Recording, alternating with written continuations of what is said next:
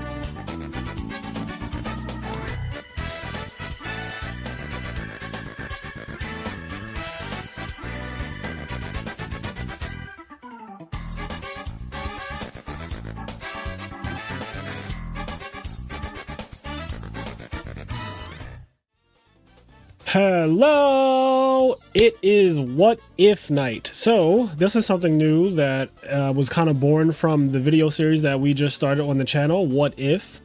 And as you guys know, in What If, it asked the question, what if this cart was legal in Edison? And we're going to do one of these pretty much every week, I think, at least one of the videos. And then I want to do a tournament. I don't think every single card is going to get a tournament because some of them are just like not tournament worthy. I feel like if I make last, you know, I'll still let you play if you want to play last turn, right? I'll make it legal, right? You can play it. I just don't know if anybody's going to play last turn is the thing. But like, you know, Change of Heart and Painful Choice and Graceful Charity, those are all good tournaments, right? Chaos Emperor Dragon, which will be the last one we ever do because that's the end, right? Chaos Emperor Dragon is the end. We started with BLS because he's the beginning. But yeah, I love the What If series already. I think it's really fun. It's going to be really fun to talk about. I hope that you guys like it as well. So tonight we have, let me get the bracket. Let me just pop that up here. We have 27 players playing 5 rounds of Swiss. I need to set a timer. /set timer. I'm gonna call it 50 minutes. There we go. Oh, what if? Okay.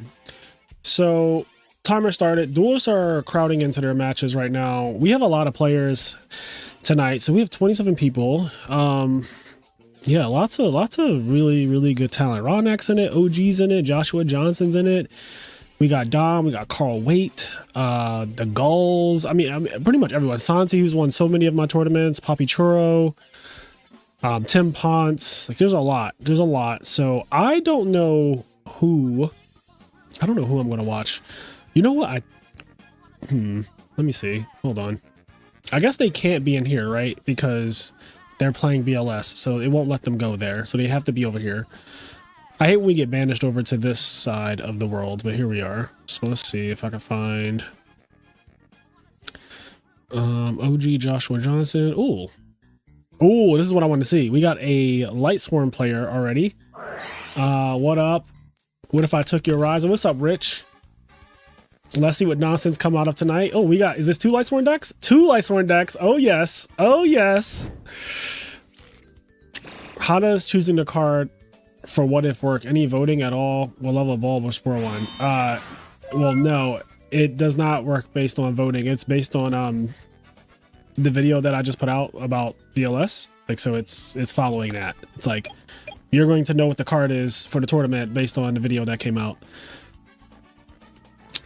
But yeah, BLS is my favorite card. Nice. Nice. It's my grandpa's 75th birthday, so we got some chicken fried steak. Let's hope these duelists brought the sauce, because it's going to be the hot ones in here tonight. I am hoping to see BLS get milled, and then I'm hoping to see it get brought back to the hand and do some damage. That's what I'm hoping for. I'm hoping for some unhinged damage from the BLS. So yeah, new series, What If? What if BLS was legal in Edison format? I think BLS would be extremely impactful. I think deck building would be so different because everybody would be playing it in their decks. Kind of like Tengu format. When you look at Tengu, I remember Jaina won a tournament a couple years ago in Tengu format, and she was playing Hero Beat with main deck Tour Guide and BLS. And it was just so funny to me because I'm like, bro, look at what people do to just get BLS in their deck. Like, you're playing Hero Beat and they're just main decking triple Tour Guide and Sangan just so that BLS is, like, you know, playable. And I get it, the card is ridiculous. It literally shapes the format that it's in. It's very definitive of the format. Example, GOAT format, you look at like GOATs, people playing Chaos. Chaos is not only is Chaos just like the best because Light and Darks are the best, but also yeah, BLS is just a ridiculous card. So it's like, not only am I playing the best 2 attributes at the time, but I'm also playing the best monster. It's just the best monster available in the format.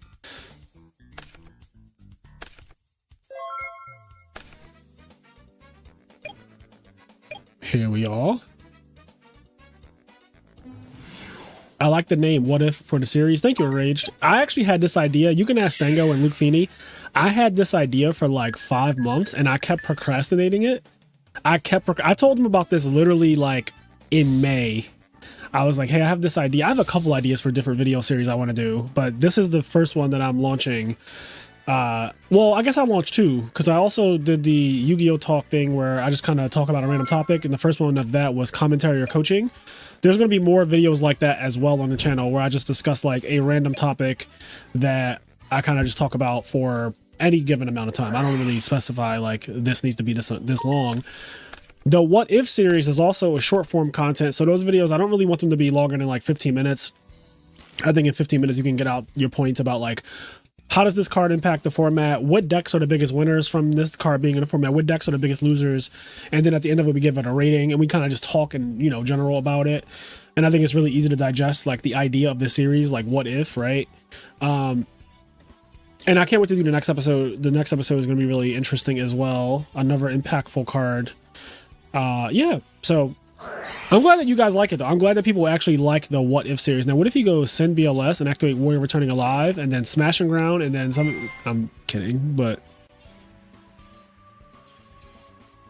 Kaiku! Kaiku's actually really good, right? Because BLS. We'll just have it.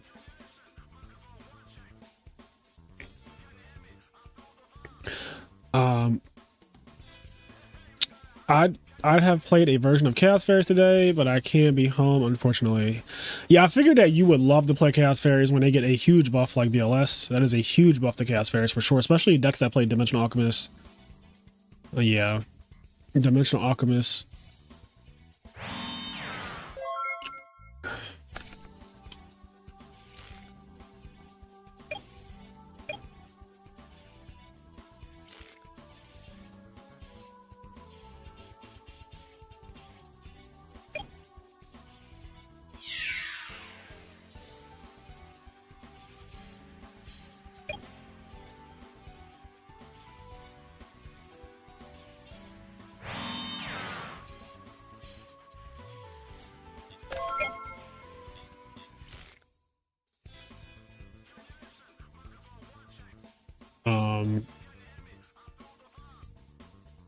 So yeah, let me see. Was playing War Returning Alive wouldn't be that bad in value. You can get back Graph for Armor and BLS. Exactly. Exactly.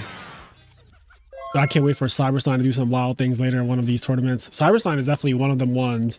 I don't know what the fusions are in this format though. Like, I guess Styles Not Strict is legal, right? So you could do that, but I don't know why you would do that. I mean, maybe they're oh, I guess Cyber End Dragon and Cyber Twin Dragon are legal though. Yeah, that's going to be interesting. That's going to be very interesting. It's also searchable by Sangan, like Cyberstein. I mean, it's also searchable by Tomato. What type is Cyberstein? Is it a machine? Cyberstein's a machine, right? I feel like it's a machine.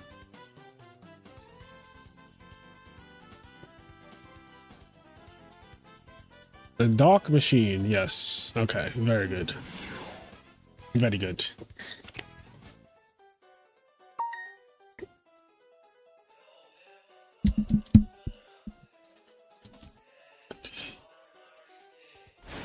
Let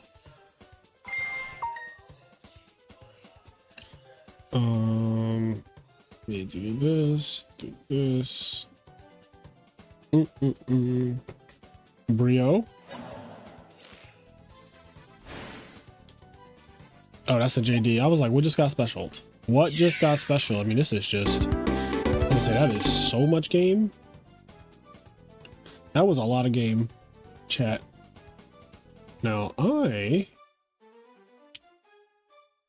gonna just take a little peek.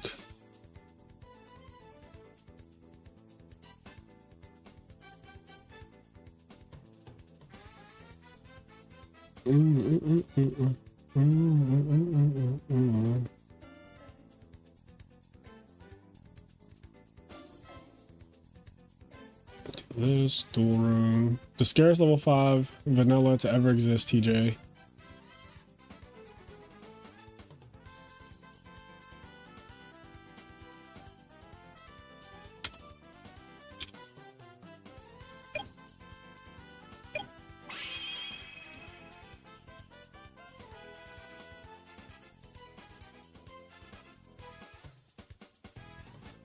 OG Crush Card Virus Tourney is gonna be wild. Is Crush Card on the ban list though for Edison? The cards have to be on the Edison ban list. That's kind of. Will you do meet and greets anytime soon? I don't know about soon. I don't know if enough people want to meet and greet me. Or like meet and greet me and Kenny or whatever. I don't know if that's like, I don't know if we're there yet. So I'm gonna say no. Oh, Crush Card is okay. Crush Card is very banned in this format from Teledeath. From right. So yeah, Crush Card. I mean, if it's on the ban list, it'll get a video in a tournament. So, OG Crush Card will get a. Why do I feel like DDV is better than CCV? I don't know. That's. Crush Card is really strong. I don't want us to just assume that DDV is better than Crush Card. Crush Card Virus is very strong. Maybe a little hard to activate in certain decks, but like It is very, very strong. Because what's it, 1,000? You have to be 1,000 or less. I don't even remember what it does anymore. I know it's 1,500 or more it kills. I almost thought it was... your monster has to be like Sangant level, right? So like Necro Gardener, Plague Spreader Zombie, Sangant. Fonte says CCV is literally free. Yeah, like we have Plague Spreader Zombie. We have Necro Gardener. We have Sangant.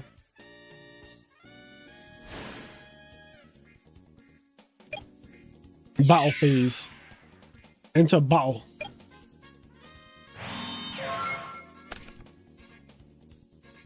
I'm trying to enter battle. You sack Sangin. Oh yeah, Vayu. Fucking Vayu, bro. Vayu by itself is Vayu Crush Cart is crazy. They were playing it back. They were playing it in Glads. They were playing it in Glads for sure. CCV is free with Vayu. Yes, Vayu, Fader. Yeah, Crush Cart is wild. Crush Cart is wild.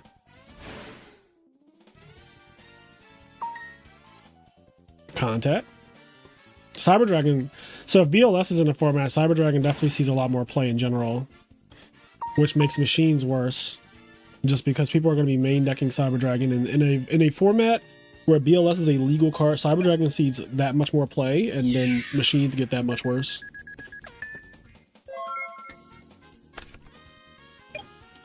With BLS and Edison, maybe a Chaos Control variant could be more playable with Alchemist, Kaiku, Fader, Caius, Chaos. I agree. I think that if I made this into an entire format where like BLS is just legal, you absolutely would see decks that are like kind of like Chaos Stun or Chaos Control, like that type of thing, like Breakers, Kaikus, just like really good traps, Bottomless, Deep Prisons. You know, I hate Bottomless, but whatever. Dust Shoot and all the things, Mirror Force Torrential, Solemn, and then it would just be playing like BLS, Chaos Sorcerer, maybe Dark Arm if you have enough Darks to support it, and all of that jazz.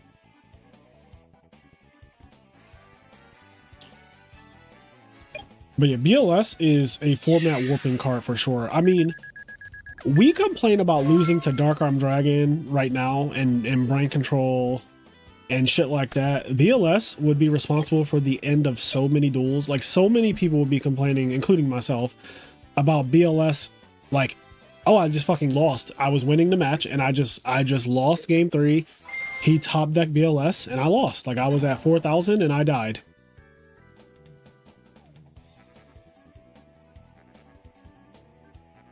Armageddonite is an instant CCV with Plague. That's also true. Yeah, BLS shits on Titanium. That's very true as well. See, I just host these tournaments and I just do these videos. I don't even really think about the full implications of it, but you're right. Plants become inherently worse, technically, because like Titanium is a really big threat in Edison format right now. Like, she is a really big, like when Titanium's on the field, every Edison deck basically has to like respect it, right? But if BLS is in the format, one, why are you even playing a Titanium deck? Because most likely you don't even want to play a deck that uses Titanium, because you'd rather play a deck that's all light and dark. Or maybe you could play some kind of quick draw variant that actually plays BLS. It's not impossible.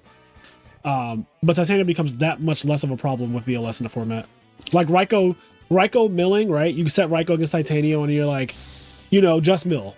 Just mill was scary as shit when there's BLS.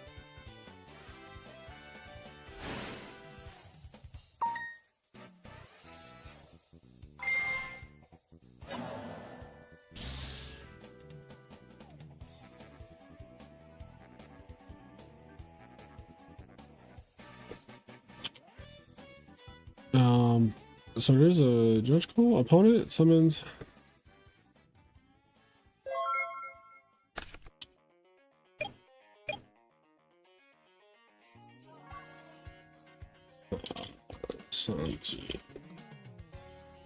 Actually, I can do this. Slash.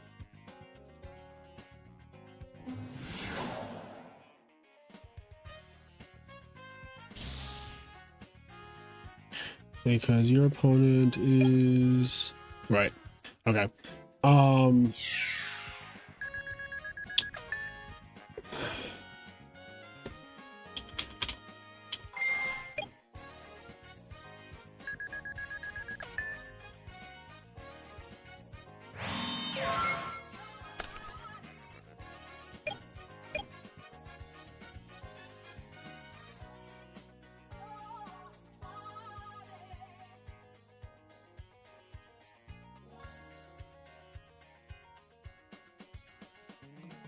Okay, where are we?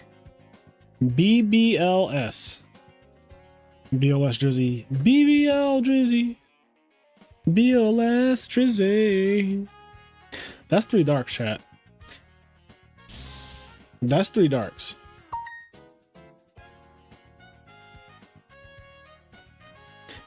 Guess who's back? Back again. Dark Arm's back. Tell some men. Dark Arm's back. Dark Arm's back.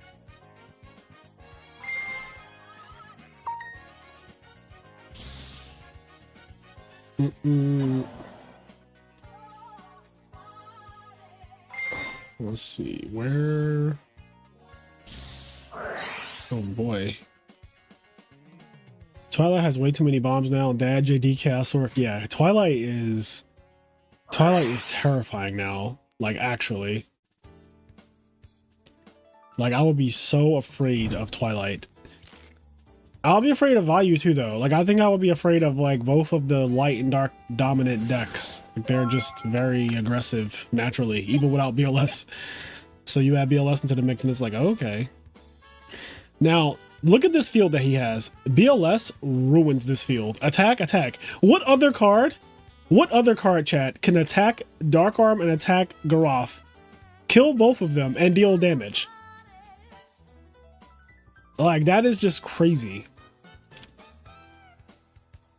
But you gotta draw it first. You wanna win, don't ya? Alright, let's go see the goals. He milled a lot. 9 cards left. I don't see BLS in here. Interesting. Thunder King, huh? Colossal Fighter. Beckoning into BLS Honest. Yep. Twilight has too many bombs. Yep. Ashore Priest plus Honest. Yep. You need a 2-card combo to do the... To be BLS is like that meme. Look at what he has to do to mimic just a portion of our power. Look at what they have to do to mimic just a portion of our power.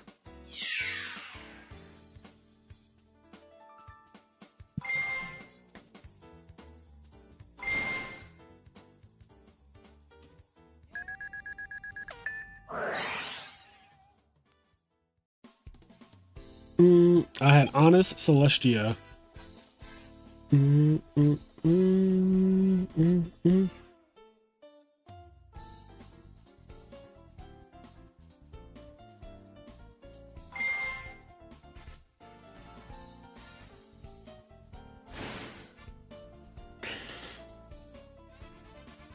Also, we have brain control in this format, so leaving BLS on the field.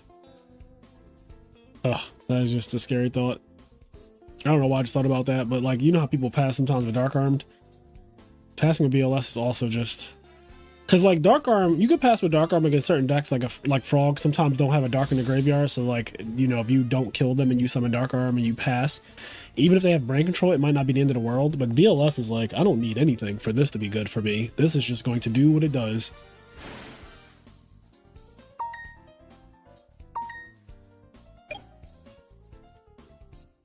In phase mill, whatever they stacked. Okay.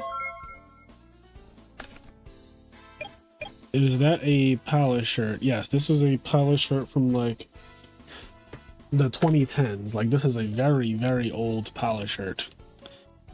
Blackhorn isn't even a card yet. I think Blackhorn is legal in Edison. I don't think anyone plays it.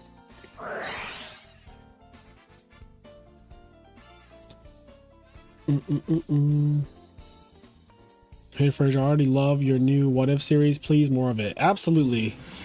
Absolutely, Kilminati. I am going to do more for sure. Don't you worry. I cannot wait until we have like 10 of these in the bucket. More on the way. Have you played the new Digimon game? It's so good. No, what does it play like? Is it an RPG? Like what kind of game is it? What If Crush Card?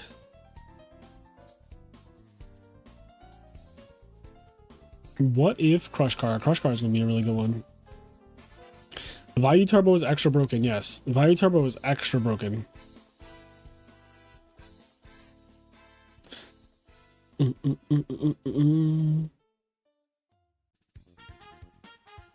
While they're side decking, I'm gonna put this game up.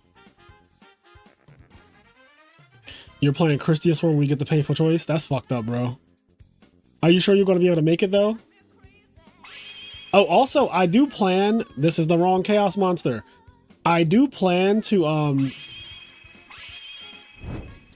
switch my scheduling. So like right now, we've been doing Tuesdays, but starting next week, I'm either going to be doing, I'm going to choose either between Thursday or Friday, one of those nights, but it's going to move from Tuesday, the tournament's going to move from Tuesday to Thursday or Friday, starting next week. So we have the 1K this weekend, as you guys know.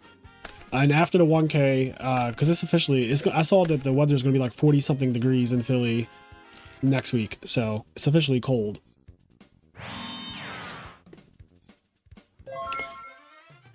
Marvel vs. Capcom 2 music seems really fitting. I mean, Marvel vs. Capcom 2 has one of the best video game soundtracks I've ever heard. That's why my channel has always used this music, because it is really that good. And I grew up on Marvel vs. Capcom 2.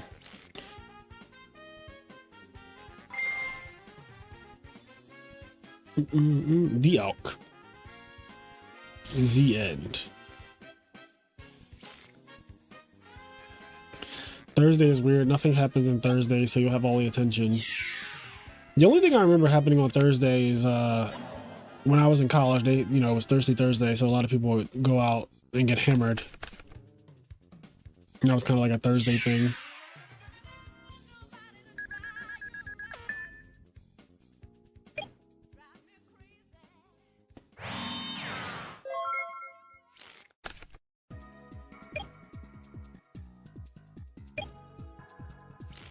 Main one, M1.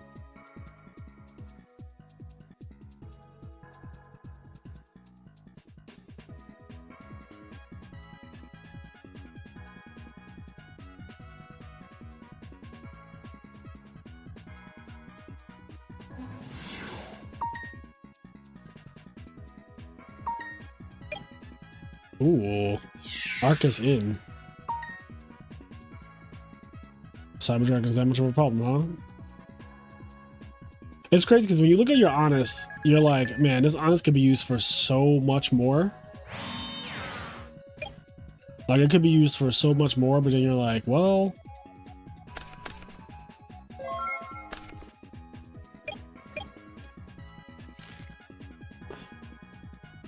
Konami always has really good music. Capcom often does too. Yeah, Konami and Capcom definitely have some music of all time. And Square, Final Fantasy, Kingdom Hearts, Nobu Uematsu, Yoko Shimomura, some of the best soundtracks as well. Mirror Force won the D-Elk.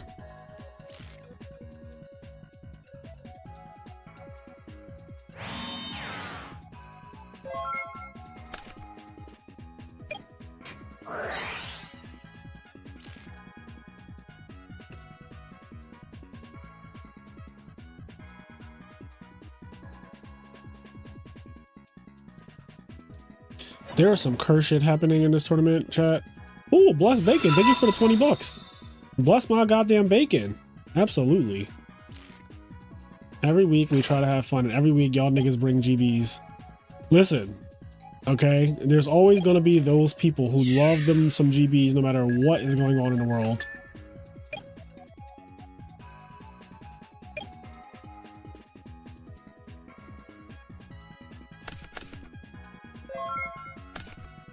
Y'all waiting for 25 minutes on the automated Omega app after switching every Lysor and then DB coming back was unhinged.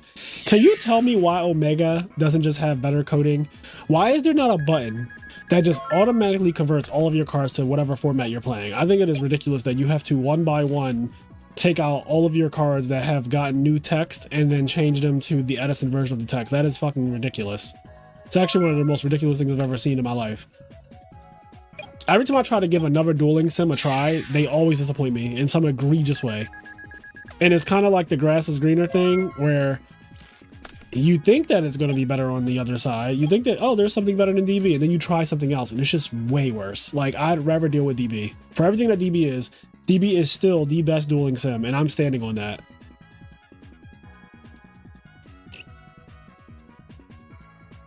Whereas Cavism, his double Sidra, Zaborg Hero Frog list would have, yeah, his list would have actually been playable in this tournament.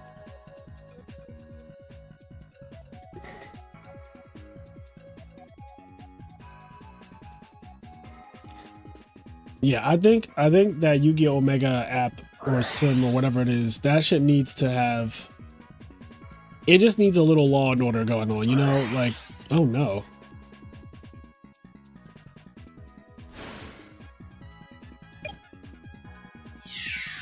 Not the heavy end of Vortex. He cleared everything out. He cleared everything out to summon JD, which is kind of funny. It's like JD does that too. But I get it. Thunder King had to go. And D Prison, you just don't know that it's not bottomless trap hole, right? So you're like, fuck it. Get JD on the field at all costs, deal half your life points, and then you can't set anything against me because I'm J Dizzle.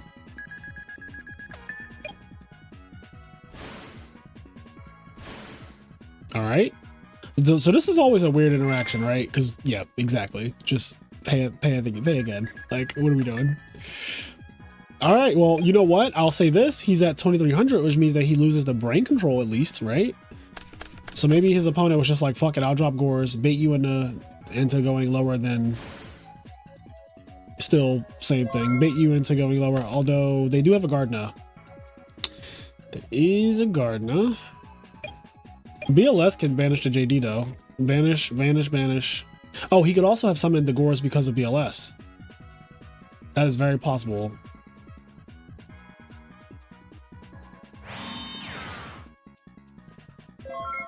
Yeah, Omega definitely seems tailored for modern, which I said as much in the video too, just like it is definitely meant for modern Yu-Gi-Oh! And that's what I like about Dueling Book. Like Dueling Book is not just catered towards one thing. Like obviously modern is always going to have, you know, good shit going on for it, but Edison, when we play Edison, if you play Edison in classic mode or whatever, you're fine. Your 2026 goals for people to accuse me of being on Ozempic. I love that goal, Dom. I actually love that goal. Idea for content: have subs share their top replays of the year. That's actually not a bad idea, James. I've actually watched videos like that for fighting games. Like I've watched Mars is a Smash Ultimate content creator, and he will like watch match replays. It's different for a fighting game though, because fighting games are way more exciting, at least in my opinion. Like there's more going on, but at least with a replay you can like fast forward it and everything. Did you try to Wingstop corn yet? I have not. I have not had Wingstop. I don't think I've had Wingstop since we talked about that. I haven't. No, I haven't had Wingstop since we talked about that.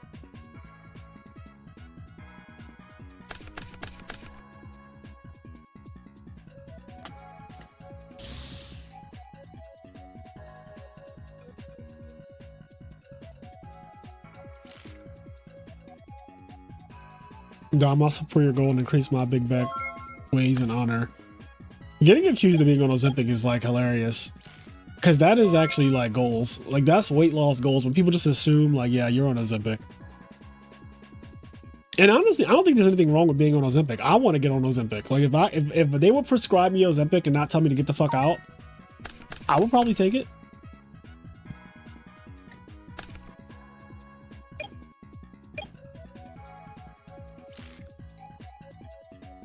It's just that there's no way a doctor is going to be like, yeah, we're giving you Ozempic. Like, they're just not going to give it to me.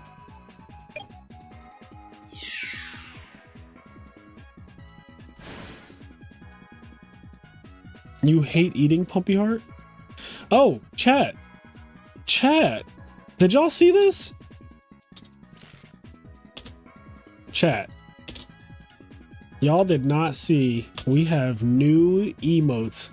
Hold up. For all my members in the chat, we have a lot of new emotes actually. So, you know, we already had our Landois, but now we got Shit Mills, we got Cat Good, we got Jetsu Holiday, we got Pog, Landois. Look at my boy Landois. My fucking boy. I love it. He's always shown love. Y'all didn't even know we had new emotes. And I'm making more. I'm making more. But yeah, there's 4 new emotes. So there's the Pog, which is Pot of Greed, but also Pog. Cat, and it says Cat Good. There's the Jet 2 Holiday, just the airplane, you know. And then there's Shit Mills.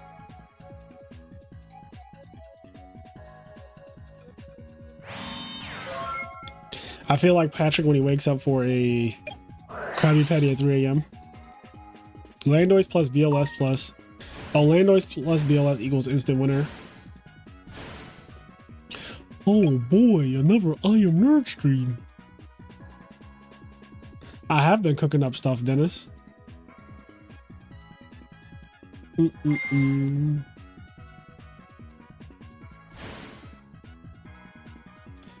Yo, this JD has been on the field. I was about to say, this JD's been on the field for an extremely long time. And, you know, there's only so long that JD can be on the field before it's like, okay, now I'm losing.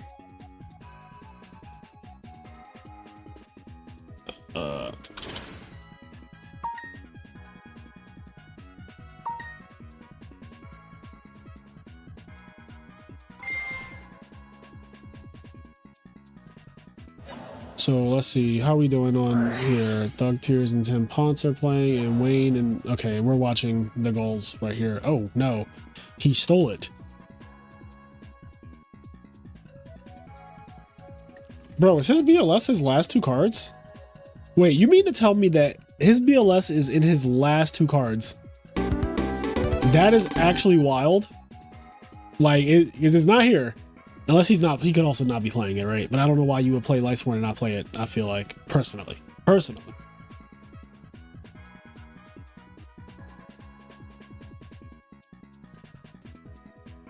Making a typo on YouTube is so annoying because you can't do anything about it.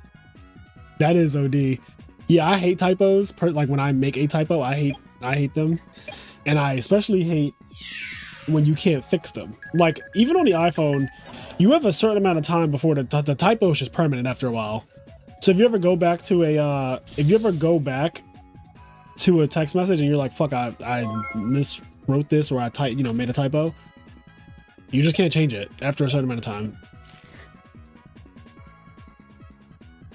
Also, what the fuck is this?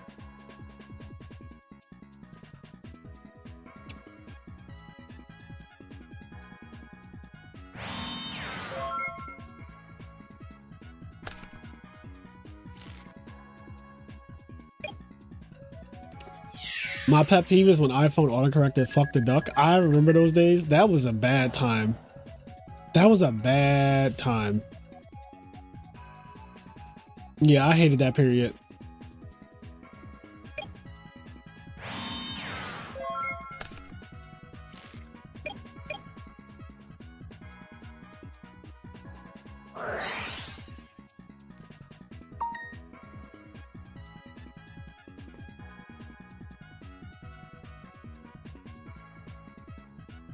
How much time do they have left?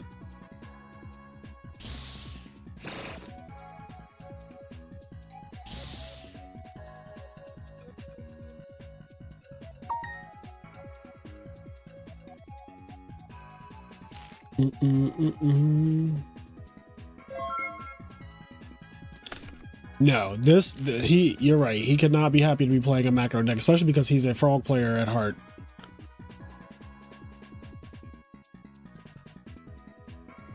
Some people just weren't loved as children, and that causes trauma to exude itself in ways that you could never quite explain, you know? Sometimes childhood trauma just translates into hurt people hurt people. Unifrog is going to fuck to work.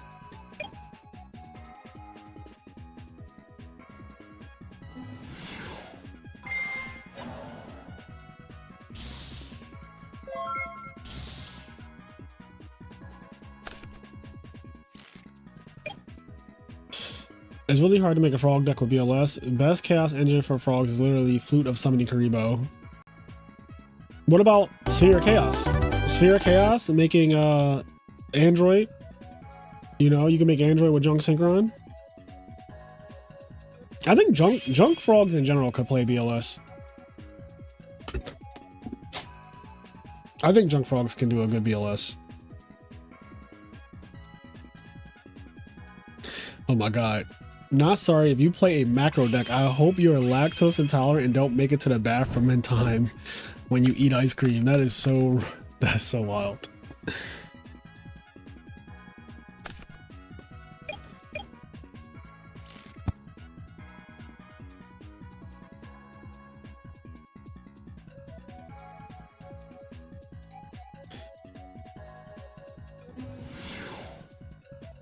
Oh no. If you play GBs, I hope every time you use hand sanitizer, you don't realize you have a paper cut. Now that is rude and painful. Rude and painful.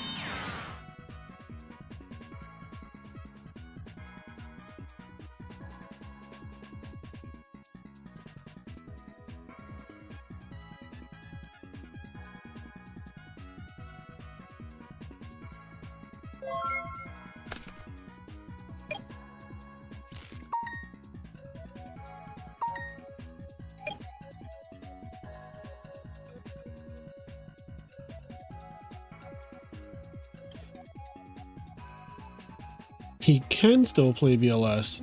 Question is, will he? Soul Exchange? No. Alright. Soul Exchange tribute that guy is broken. That's a broken ass way to out that.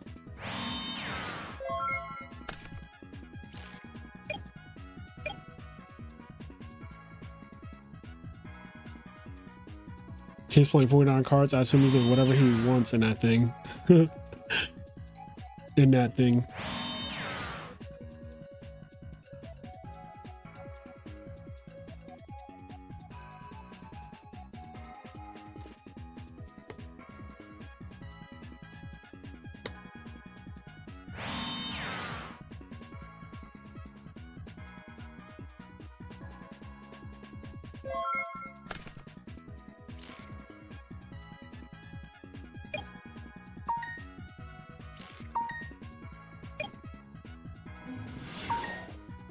I don't know why I felt like Unifrog was about to come down.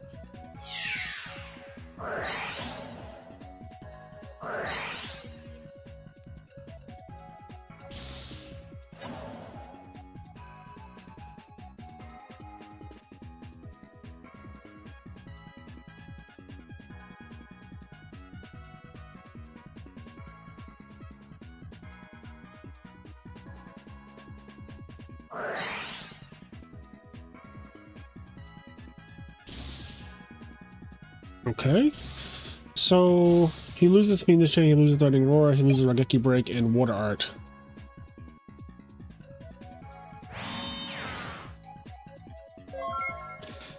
He did at the start of the battle phase, Dom. It does work.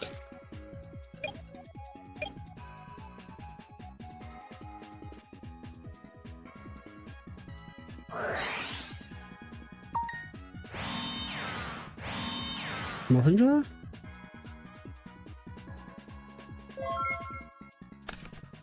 I don't know, just setting the world. I mean, they have to be able to stop Unifrog, I assume.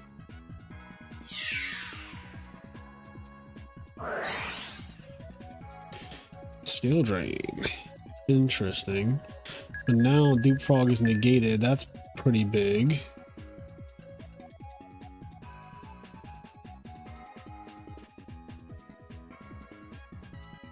Well, frogs can play BLS. I think the better question, 56, is who plays macro if BLS is on the table? Frogs can play BLS 100%. I can cook up a frog list with BLS in it in no time.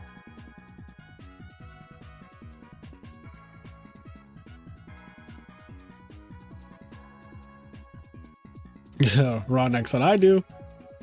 I do.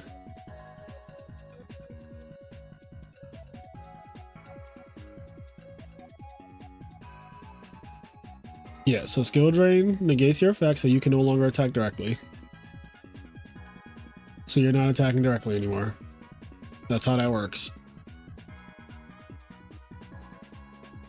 Yeah, you do not get to attack directly anymore. Ronak will just play 3 econs. Your BLS is my BLS. Also that.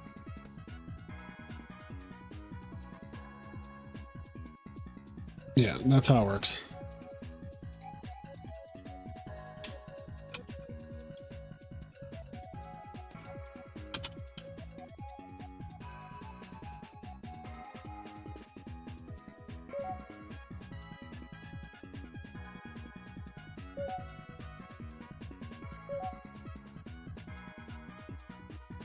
Okay, I'm talking to the right person.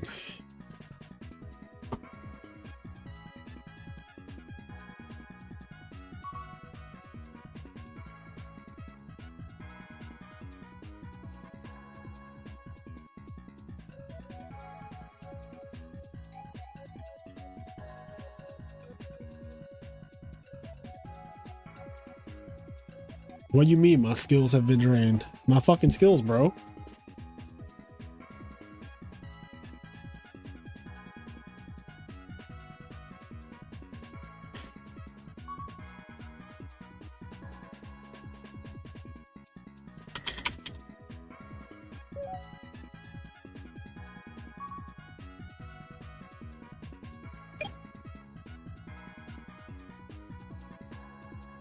I think tier shouldn't be rebranded.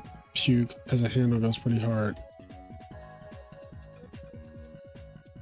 Will Chaos Sork and Edison at 2 significantly impact the meta?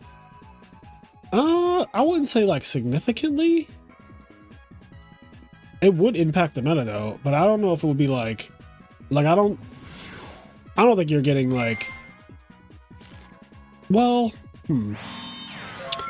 I do think there would be some people who would try to play Chaos decks that currently do not exist in Edison.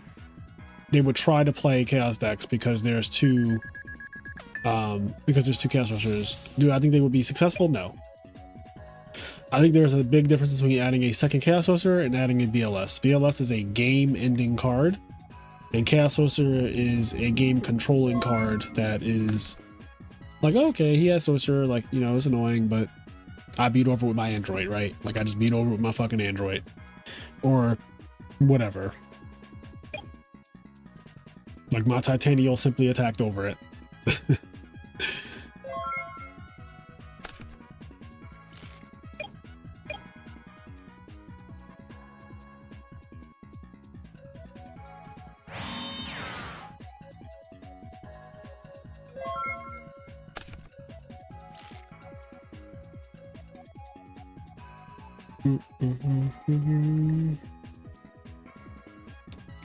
BLS versus that, which is more impactful when it's summoned? I don't know. I think that they are very, very close though in power level when they hit the field. Where Dark Arm shines is Dark Arm is really good into back row that cannot be chained, right? So if you summon Dark Arm into like Deep Prisons and Starlight Road, which actually does come up a lot, just by the way. Dark Arm is really good into like a bunch of back row that can't be used. It fucking happens all the time for some reason. Now, all right. Now, BLS is insane against an open opponent who has no back row. So when your opponent has no back row, you have BLS, they're pretty much dead. And they're dead at like extremely high thresholds. Like Dark Arm is good too if there's no back row, but Dark Arm thrives off of like popping shit. And BLS thrives off those. BLS is like very different. They're very different in how they impact the field when they come down because they both can be bottomless, but they both get priority. So like BLS priority banish your guy. And you're like bottomless. It's like, okay. One of these monsters can be returned though. Only one of them can be returned.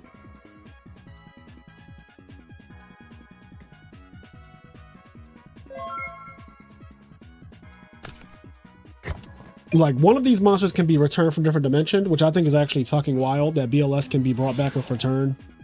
Dark Arm cannot.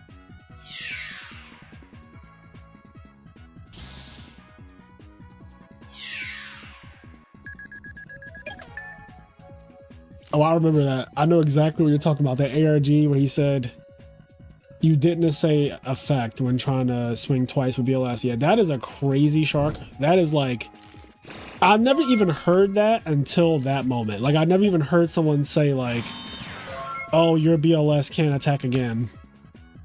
Like, that is a crazy thing to say. Anyone playing a Chaos deck today? I mean, if you define Chaos by all the... There's a lot of Twilight decks in this tournament. There's a lot of decks that are playing the Lightsworn engine and Dark Monsters, so in that way...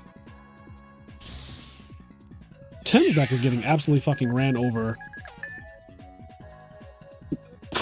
My thing is, this deck is not good in Edison even without BLS in it, so I don't like, it would not... Why would it become better now? If it loses to Frogs, bro... If this deck loses to Frogs and it's a Skill Drain, D Fisher, Macrocosmos deck, Banisher to Radiance deck, if it loses to fucking Frogs, it has to be terrible. Like, my thing is always, whenever I do a special tournament, you can't go playing a deck that isn't already good in Edison, like, at all. Like, the deck is just not, it's just not good in Edison. It's not even a good Edison deck.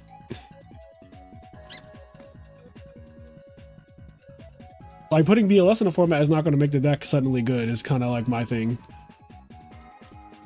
All right, next round. OG versus Team Viva. I thought he dropped. Let me check. I swore... Did I see that or no? Okay. I think he did, but I don't think it took.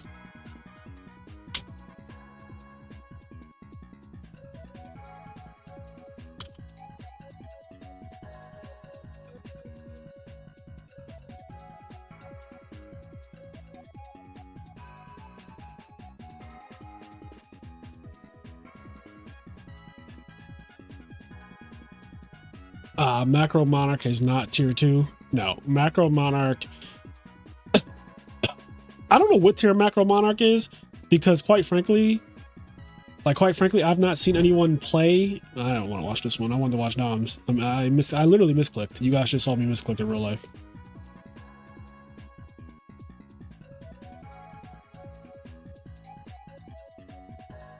Oh my god. Oh my god.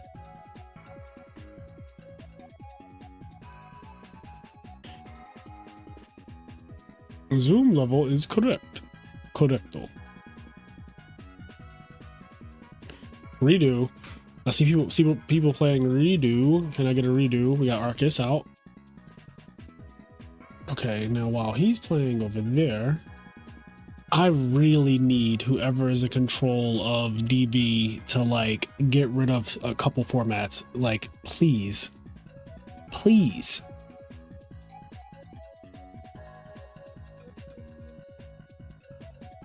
Like, make it stop. Rush duel, speed duel, please get rid of them. Please. Would it misclick on Omega? Fuck Omega. All right. I maybe should have figured out the sideboard a bit better. Bro, I don't know why you of all people didn't just play some Broken Sphere, Chaos, BLS, Monster Mash deck. Like, I feel like BLS fits so perfectly into a Monster Mash type deck because he's random as shit. He'll randomly come up, and then you also know those crazy ass junk combos better than anyone, so you could do like crazy junk. Your deck also makes Armory Arm better than like every deck in the format, maybe except Frog OTK. Like, Junk Synchron is one card Armory Arm. There has to be something there. There has to be something. BLS Armory Arm with Junk Synchron, there has to be something there. Also, Magical Merchant literally sets up BLS technically. Ooh, I love a Garoth Arcus combo. Love a good Arcus. So we have Value Turbo versus... I'm assuming this is Twilight. I'm just going to assume that every time I see Lightsworn decks that they're just Twilight decks. Okay? It's definitely Twilight. Maybe should... Yeah, I had a match list ready. I just have beef. You have beef with BLS? Uh-oh. Chat.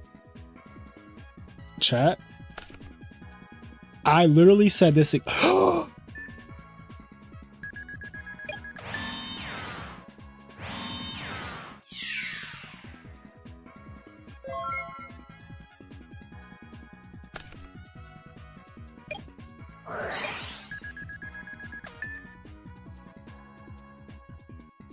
Bro, you take more. I was gonna say you take more. Yeah, you take more. You take more, bro.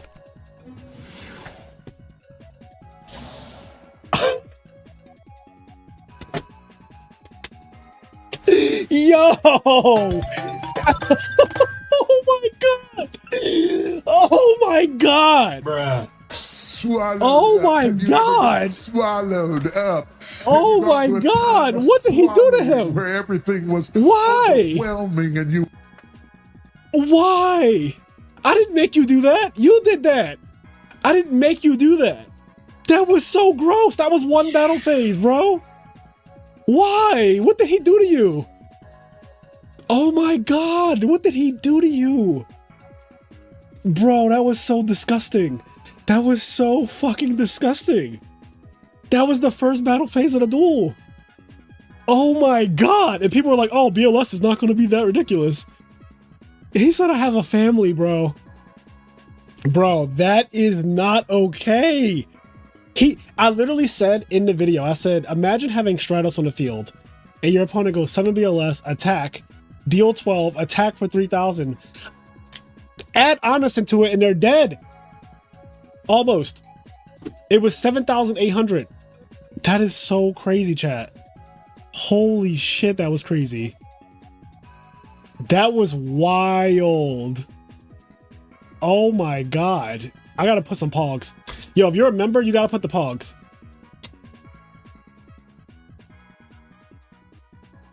If you're a member in chat, you gotta put the pogs. That was insane. Brian said, I have a family. Bro, he didn't care. He didn't care that you had a family. That's fucked up. That was probably one of the most disgusting OTKs I've ever seen. That was one of the that was something called BLS OTK, which we would literally call it that. If BLS was an Edison format, I think that we would actually have a term BLS OTK. I genuinely think that. He said, okay, I will try this again. I really do think if BLS was in a format, we would literally have a phrase called BLS OTK. Like I got BLS OTK. He said, I don't even know what you're playing. He killed him so bad, he doesn't even know what he's playing, bro.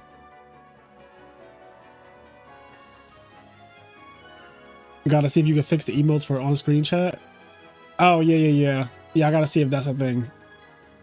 I have to reevaluate my chat bot altogether. Because it shows on the, you know, the real chat, it shows, but the on-screen chat can't handle it, apparently. We'll figure that out, though.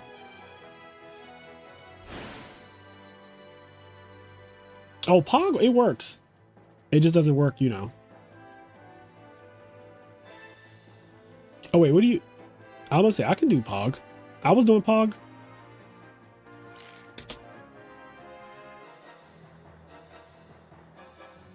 And Rage can do Pog.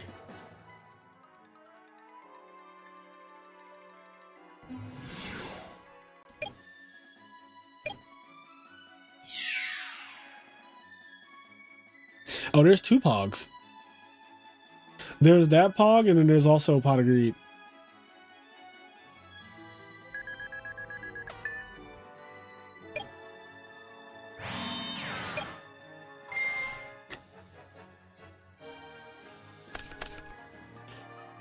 Did I miss? Yeah, honestly, Cave, all you gotta do is rewind the stream. Not even 5 minutes. I think if you rewind the stream like 3 to 4 minutes, if you rewind the stream like 3 to 4 minutes, you should see the craziest BLS OTK ever. This is YouTube, so you can rewind it. You only got to go like 3 or 4 minutes back.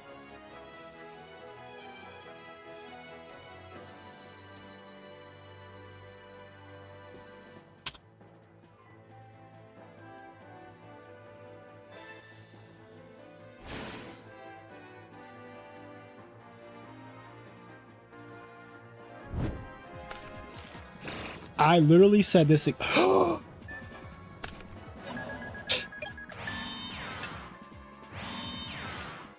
man. And Rage made a clip out of it. We got Dark Arms, we got BLSs, we got Brios.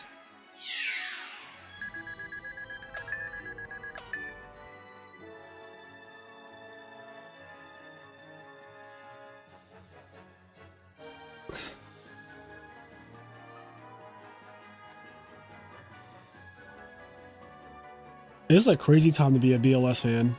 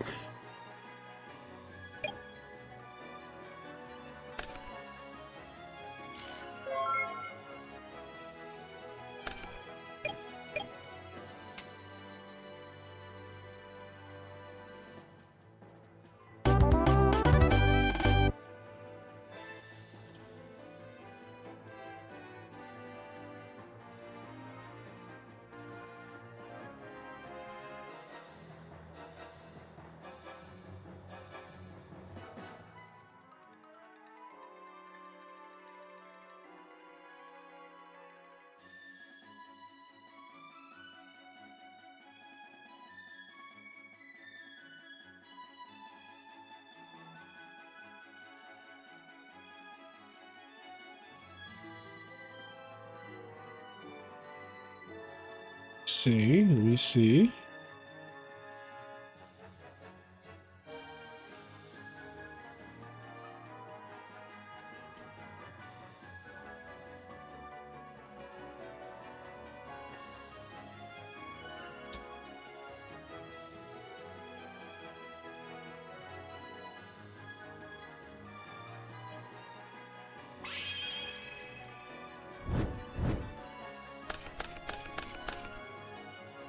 Oh, let's see.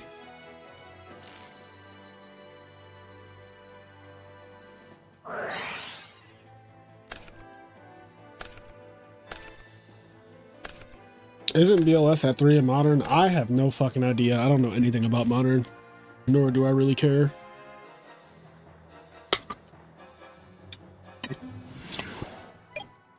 Oh, we're in game 3 already? That was a fast game too. What happened?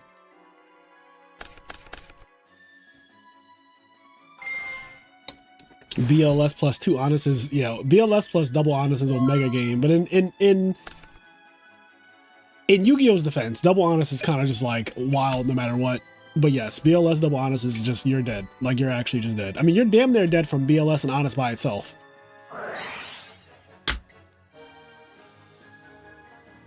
It's weird. If your monster has too much attack power, BLS honest kills you. The only reason that the guy didn't die from just the BLS honest is because his monster was 1800.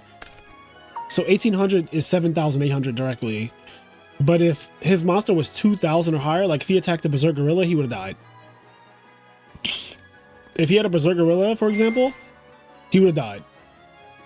Because you take 3000 and 5000, you just take 8000. So if your monster's 2000 or more attack, you just die to BLS honest.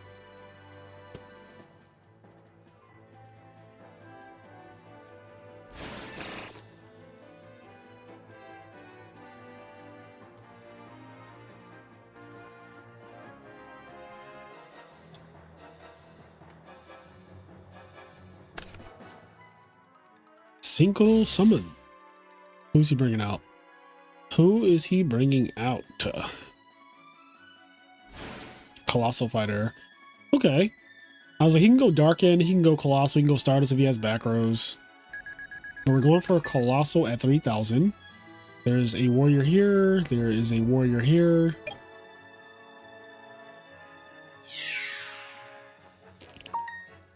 So the good thing about Colossal Fighter is that BLS will have to banish it if he is to deal with it. He can't just attack over it, which is nice. So that's something.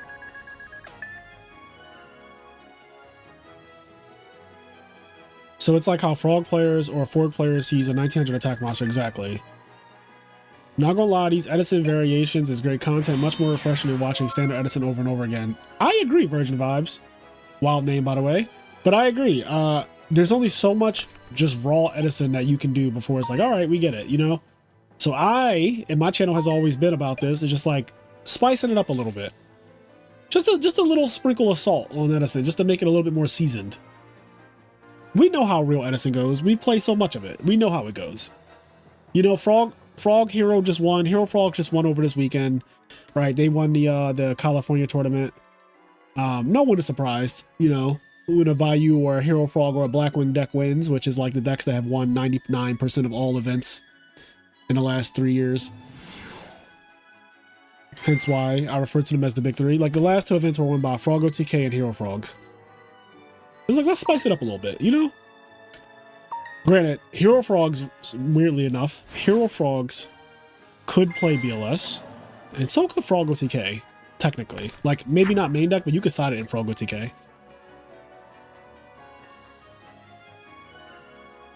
Oh my god, you could take someone's BLS with Colossal, you can. Oh, that's gross. That is gross, if that ever comes up. Have you ever thought of uploading a stream highlights as a video? I think that would do well, like a BLS tourney stream highlight. So, if someone wanted to edit that, then yes, but like, no, because I'm not going to go through the stream again and then like make a highlight reel out of it personally. I'll tell you that right now, it's not happening. But the good thing is the VODs are just posted anyway. Like they're just, you know, anybody can just go back and watch the VOD if they want.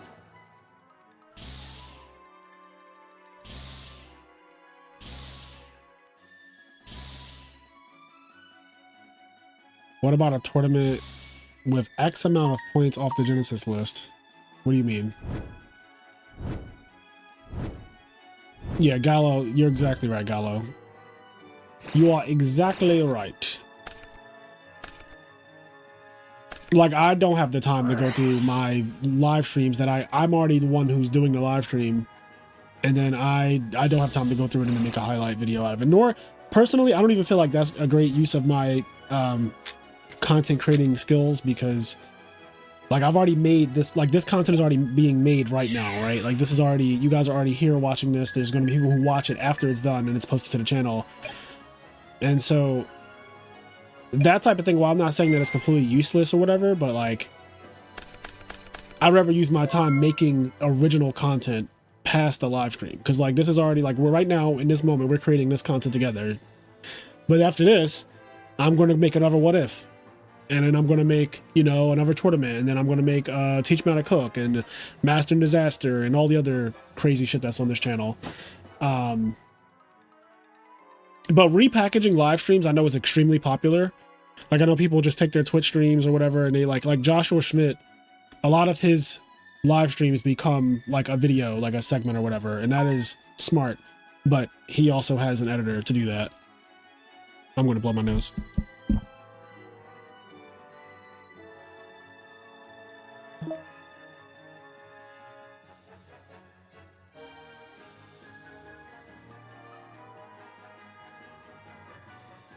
Did this man just sark out BLS?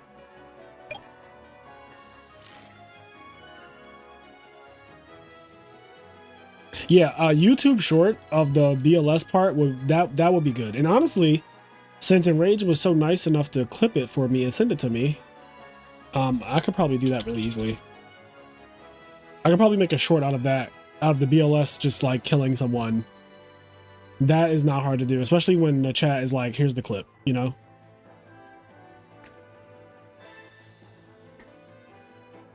BLS has made this so cursed. What's up, Ty? Adam Mittman says, I mean, you get to use modern cards off the list, but some Edison cards have points in them too that you would avoid. No. No, Adam, I am not interested at all in that. And like, not even a little bit. I don't really care for Genesis format. Like not even an ounce. I have no interest in that idea. The only way you would even get in a Genesis, like the only way you would even get me to entertain Genesis in general is if it was specifically an Edison Genesis format, like there was a point system for Edison, but I'm not doing that either because I'm not fucking making a point system for Edison. I'm not doing that. That's entirely too much work. Somebody else can do that, and then you have to keep adjusting it and all that. I'm not interested in that.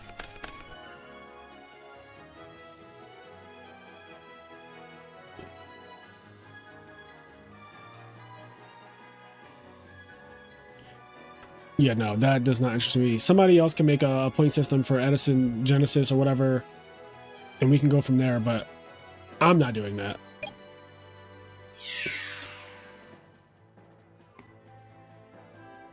BLS and Edison, what could go wrong? That's right, what could go wrong? Bro, he might not make it to the BLS. Like, he might not even get to get this. I'll do it for one tournament if you run it. I wouldn't run it, though. The thing is, like, I won't just let anyone make a Genesis point system and then adopt it. Like, I wouldn't do that. Like, my whole thing is, I already don't like the idea of Genesis because it's just modern too. Trying to make a Genesis Edison format, while I do think that that could be viable, I would need it to be made by people who I actually trust to make, like, smart decisions in the community. It can't just be like anyone doing that.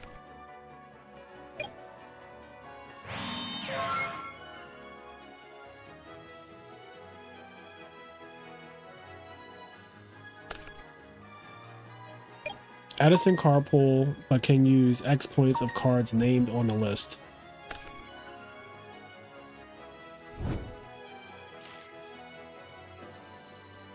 Yeah, no. I'll pass, Adam. I'm not a fan of this idea at all. The only time I play Go or Genesis is to troll and win, then disappear in the shadows for another week.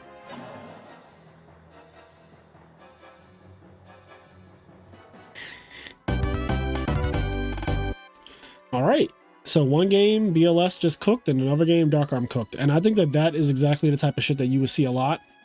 Is like, there's just so many bombs, so your opponent is going to get overwhelmed at some point by just like, oh, I just fucking lost the BLS, oh, I lost the Dark Arm, I lost it, you know. Just a lot of that. My god, the hate. And yet and still, Ronak is in a winning position somehow.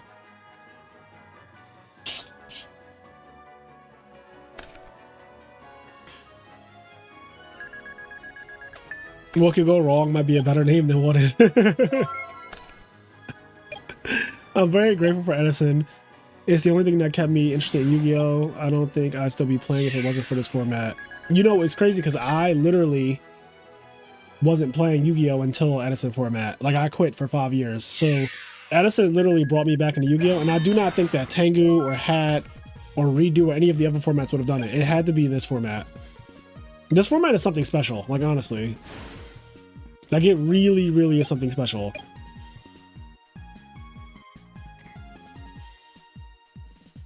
Cave said, yes, my birthday is in 3 weeks, isn't it? My birthday is exactly 3 weeks from today. It is literally 21 days from today.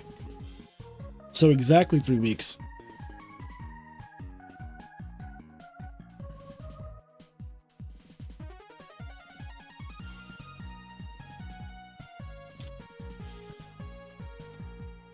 Do we have any OTKs enabled with DMOC? Well, we're going to find out when that tournament happens, we're going to find out. But there will be a what if with DMOC for sure. I have a lot to say about DMOC as well. Me and Stenger were actually talking about DMOC. The night we made the first what if video on BLS, we were talking about DMOC. We talked about like some of the other cards like Last Turn and stuff like that. Like some of the lesser impactful ones. Exchange of Spirit. But then there's like absurd ones like fucking Last Will. Like, bro, Last Will, not okay. Like, there are some really, really disgusting things on the ban list that just do like, okay, that's entirely too much.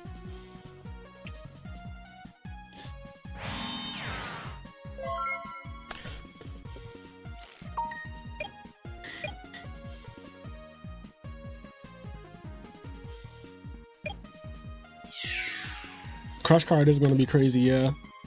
Bro, Crush Card is so crazy that I literally forgot that it was on the list.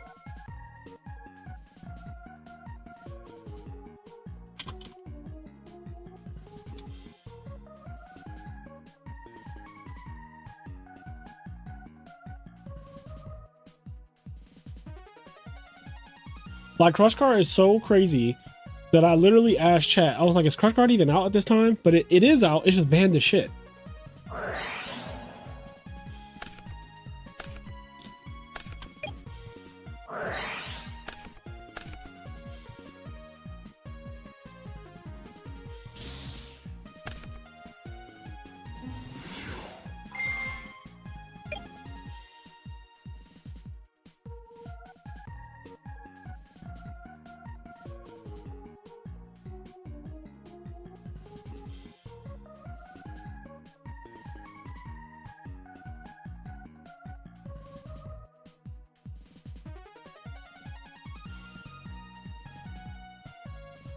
It got banned before value was legal was the funny thing. Yeah, I mean, they had to, right? Their hands were literally tied. It's like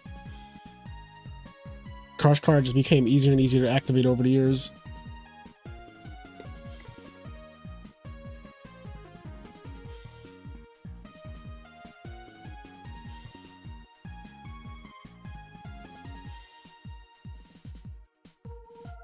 I was like, what's going on here? But I'm getting kicked out. Or are we all getting kicked out?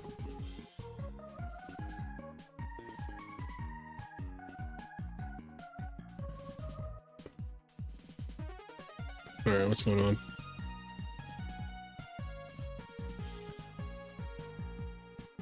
Is it just me, chat? Zooted off an IPA, boy, you shouldn't be drinking at all. What's my favorite format? This one, Edison.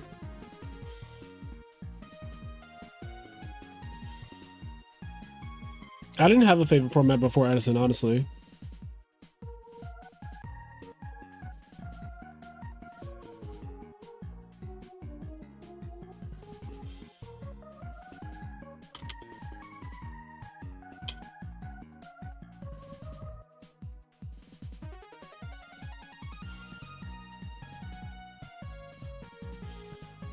I played in this format, so this is my answer.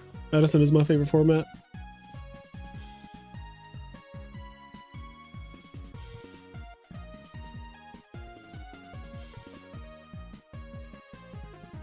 I don't really drink IPAs or beer. I'm more of a tequila #1, wine #2. It used to be reversed, but I've grown to really like tequila over the last couple years.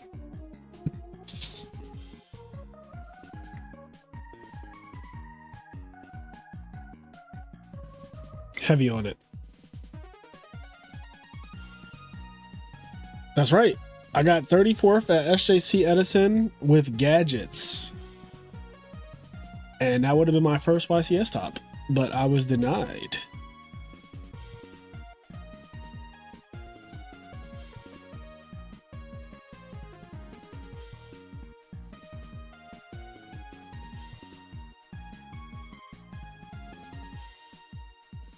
Oh wait, the sound is off. I was like, what is happening, chat? The sound was off. Why was nobody on frogs? We just didn't know. People just didn't know how broken Substitute was in Edison. And you know what's crazy is that if you go back and you play every format over again for years and years and years, you're gonna find a lot of things that people didn't realize at the time were ridiculous. And it's gonna be like, how the hell did nobody play this? This is literally, you could do this to probably fucking 10 other formats, I'm sure. Rarely is the format perfect when we're actually living it in terms of deck building.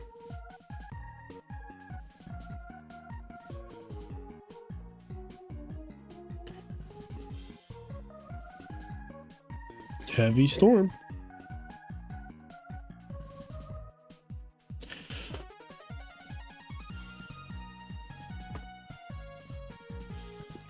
Goat World's finals was just Panda Burn Mirror. Is Panda Burn that good now in Goats? I don't know anything about Goats.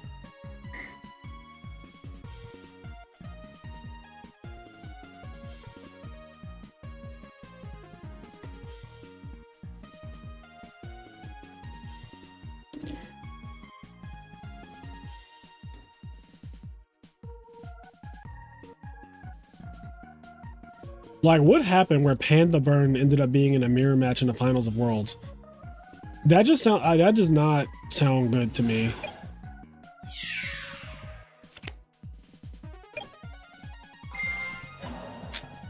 Like, it's already hard enough accepting that Panda Burn is playable, but like for it to be a mirror match in the finals of Worlds, it's like, ugh, that sounds gross.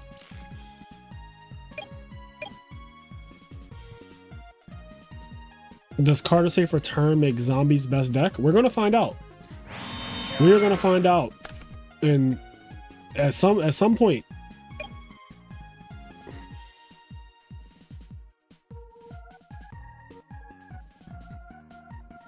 You do any makeup on a date or not? I'm not really sure what you mean. Keep it up and I'll put you to bed with no snack. Keep it and I'm changing the Wi-Fi. Yo, changing the Wi-Fi password. Now that is some devilish shit. That's how you see those videos of like kids attacking their parents. It's something like that. Like you taking away their Roblox or like changing the Wi-Fi or telling them they can't use the internet. That's how like parents end up getting unalived by their children. Like shit like that. Cruel and unusual punishment.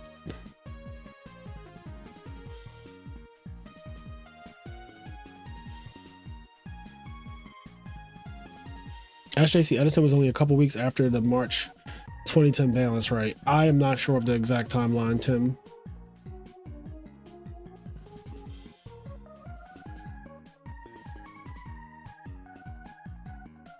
Zombies could be the only deck and still won't be the best deck. Signed, TJ Parker. Card safe return makes Gigavice ridiculous.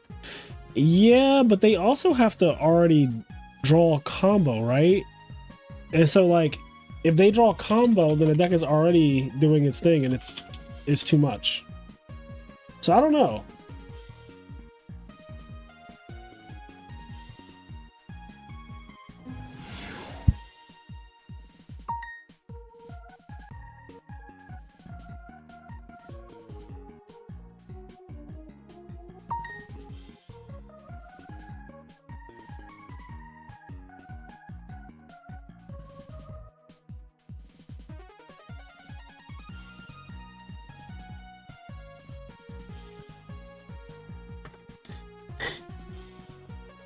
Makeup like foundation, fill in brows, etc. No, I'm not that kind of gay.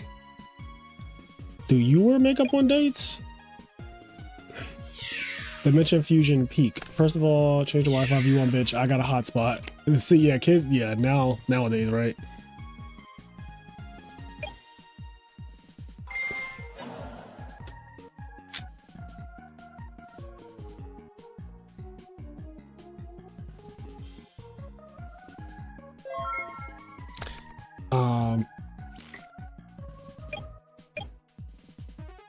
Yes, this commander is unhinged.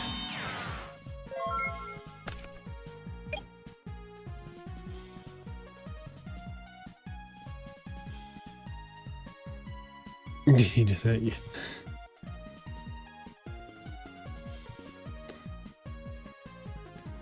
In Spanish, he's Commander Disco. That's a goated name, Commander Disco.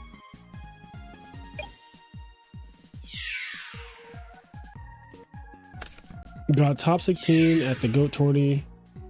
Lost to the only Panda Vernon top cut. Oh my god.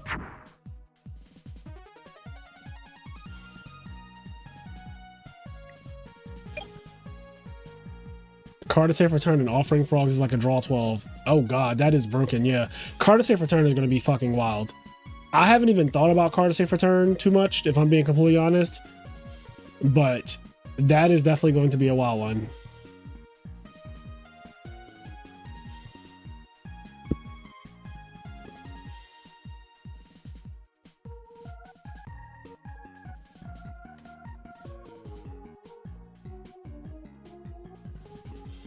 Edison is a cool ass format, though for fun for me, because there's no chance you ever see burn.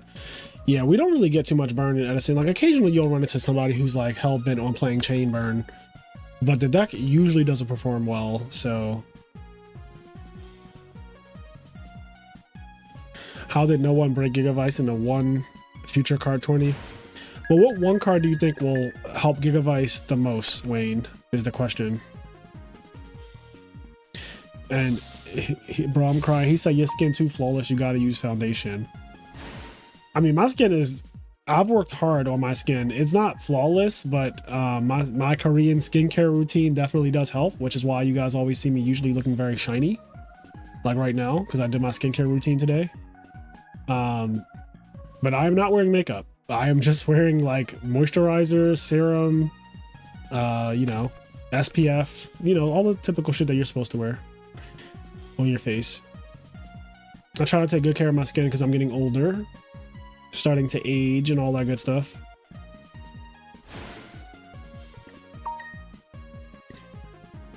In one of the Game Boy games, I ran Zombie Dad, and you could use 3 Brio and 3 cards to return. It was just unbeatable, period. He's about to gain some life right now. He's about to gain something right now. I actually cannot wait for card safe return. That sounds so fun. Level Eater is in the format. Fishborg Frogs is in the format. There's gonna be some broken, yo, card safe return is gonna be fucking broken, chat. Should we do card safe return next? Should that be next? I feel like it should be next.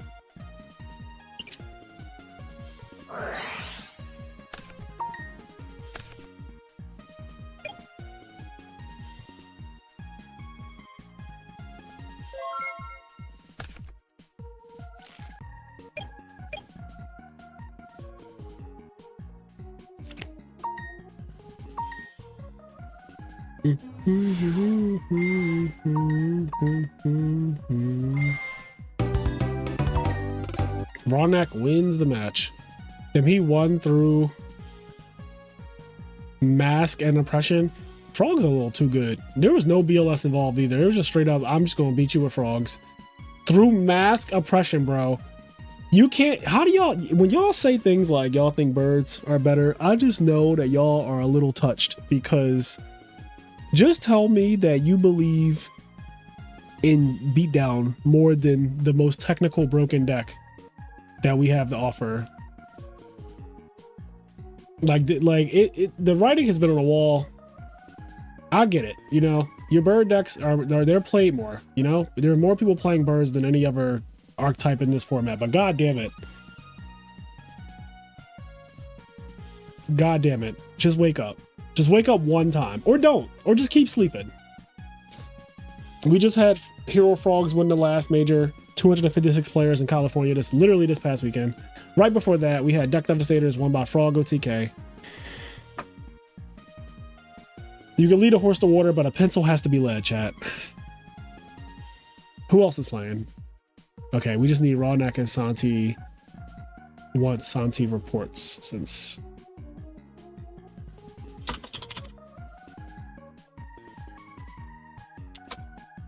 All right, round 3. You can lead a horse to water, but a pencil has to be led.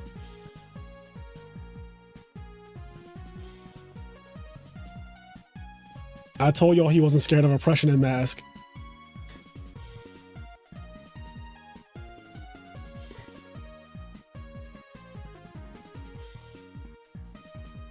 Writing on the wall, but I don't know how to read. I love that.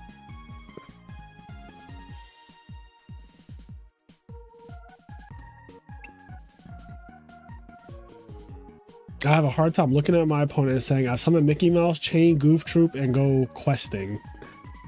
I don't know what any of that means, but I'm sorry that happened to you. Or, you know, good luck in your future endeavors, wherever is applicable. I don't know anything about what you just said. Uh-oh, redo. Somebody's looking for a redo? What the hell is this? She's all crying and shit. All right, anyway, let me get out of here. This is not what we came for. Baby, this is what you came for. Lightning strikes every time she moves. And everybody's watching her.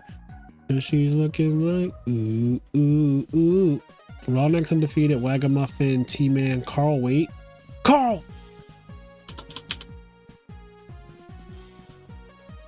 Alright, I guess not. Yeah, everybody's hosting.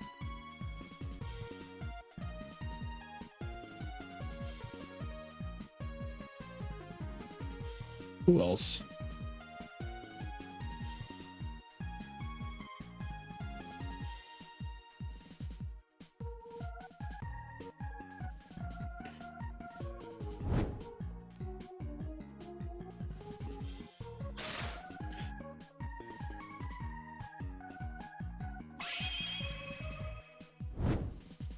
Kill Switch losing means this is a good tournament.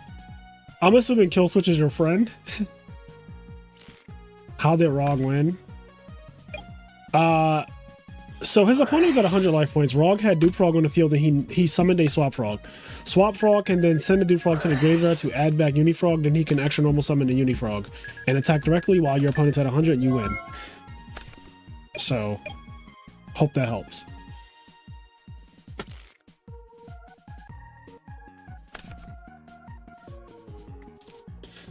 I'm also certain that Rawneck is playing BLS, just by the way. Like, I do not think that he's not playing it.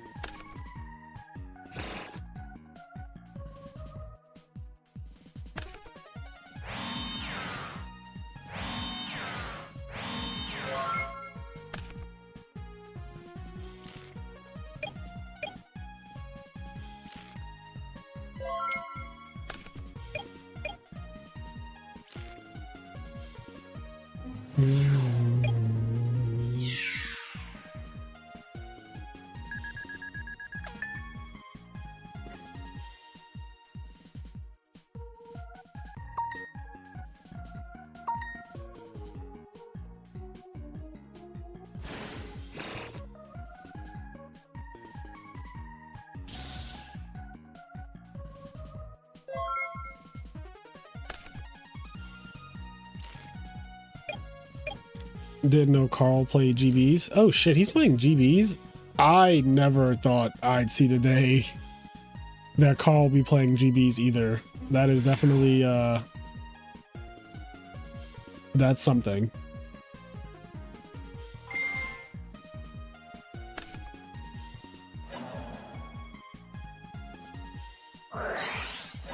Leon said, no way some sicko brought GBs to a BLS 20.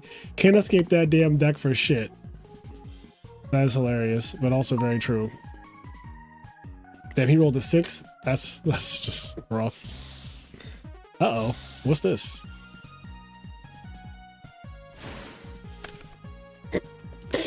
Bruh. Bro, why did he Solomon so fast? Why did he Solomon so fast? That was the fastest Solomon I've ever seen. That shit, I feel like BLS actually didn't touch the field. That shit got Solomon so fast. He was like, absolutely not. Absolutely not. BLS is also a light, which is kind of cool because it helps Chaos Sorcerer.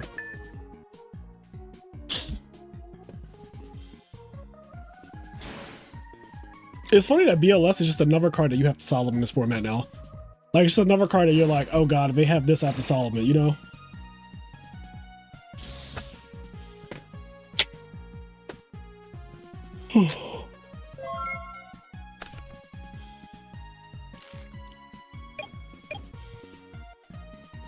He saw that shit so quick.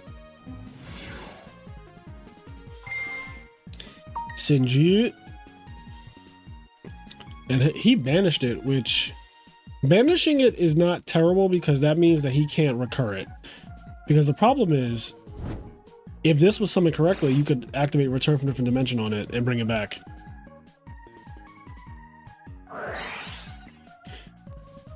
Or you could play Light of Redemption and add it back that way. Imagine if you played Light of Redemption, chat.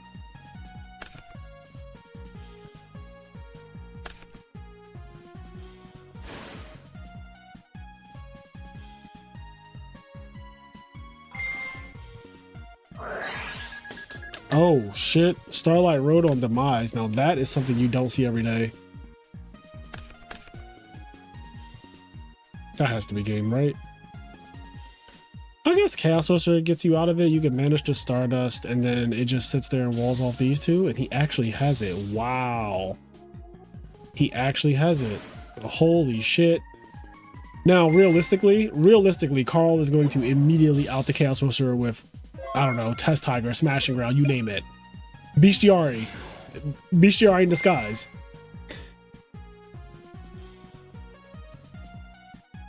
Yep, there we go. All right. Don't break my heart. My achy, breaky heart.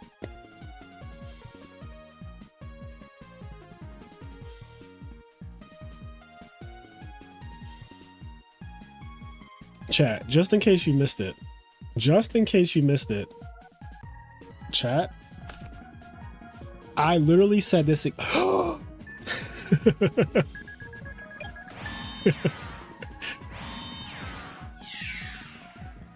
Bro, he took 7,800 damage from this one fucking interaction. And this was the first battle phase of the duel. Look at, there's no cards in the graveyard. They just started playing. No one even took any damage. More. I was about to say, you take more. Yeah, you take more. You take more, bro.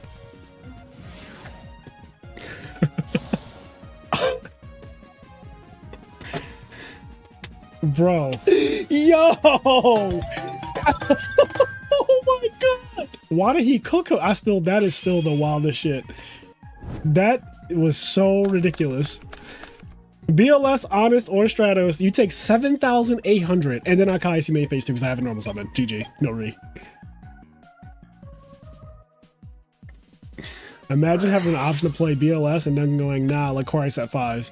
I'm telling you, some people had childhood trauma that has not been unpacked.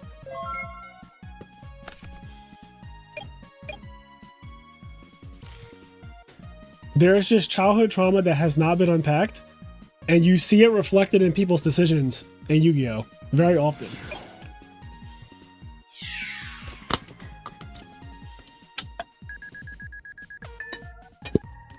But don't worry, the IMNerd channel is a safe space.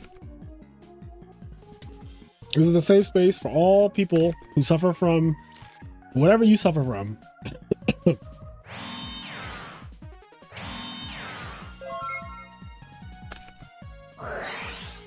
Blast bacon. Imagine your bacon being blessed.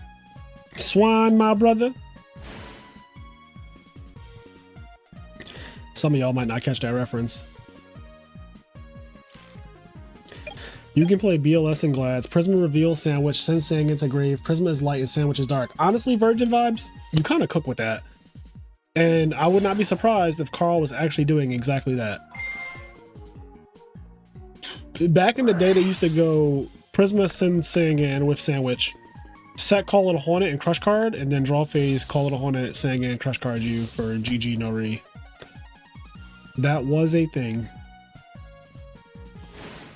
Oh my god, he's back.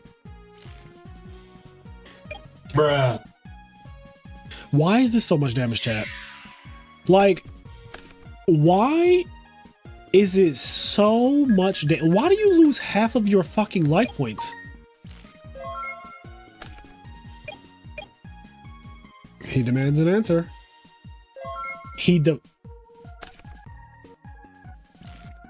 Oh, we didn't even think about how Gores impacts BLS.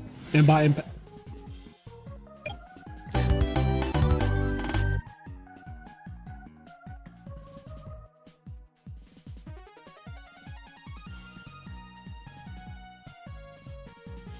Bruh. That just happened. Just raw BLS. For people who thought, because there were some of you people who were crazy in the head, who were like, oh, it's not going to be that deep. BLS is really not all that. We already got like Dark Arm and JD. I think JD's better. Y'all are smoking dick. Dick. BLS outclasses JD by a country fucking mile. I'm sorry to tell you. The summoning condition for BLS is a joke. It is a joke to fulfill. We've seen it now summoned on turn 1 and 2 consistently with no help from spell cards. Like, you don't need to charge or recharge or anything like that. BLS is so much easier to summon, has the same attack power, is way better with Honest, which for some reason people keep having that together. It is that too, though. BLS just won that game by itself. He didn't do, like, bro, Carl got soloed by BLS. There was nothing else that happened, just BLS.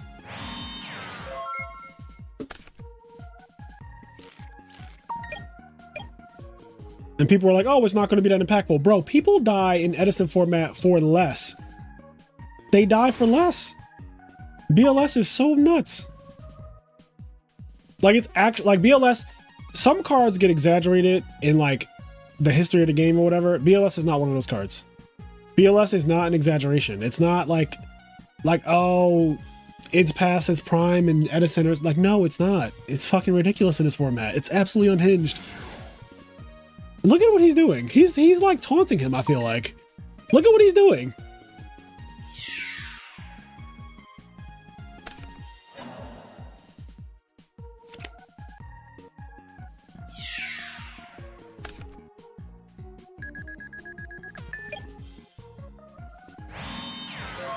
JD is just way harder to even get on the field than BLS.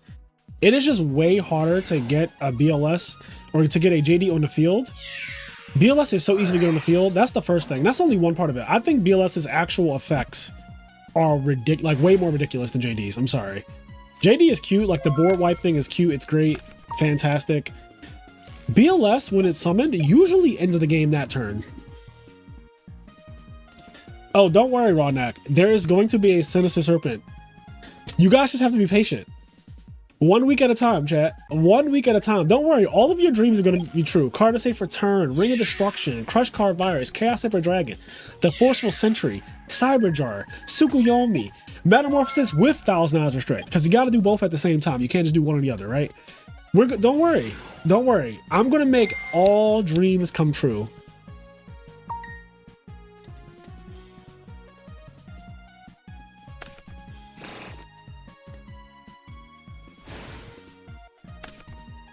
BLS is still in his prime Brady years in Edison. I like that, TJ. I like that. He's definitely in his prime Brady years. Sinister Serpent in the back row. Yo, if somebody puts Sinister Serpent in the back row, that's crazy.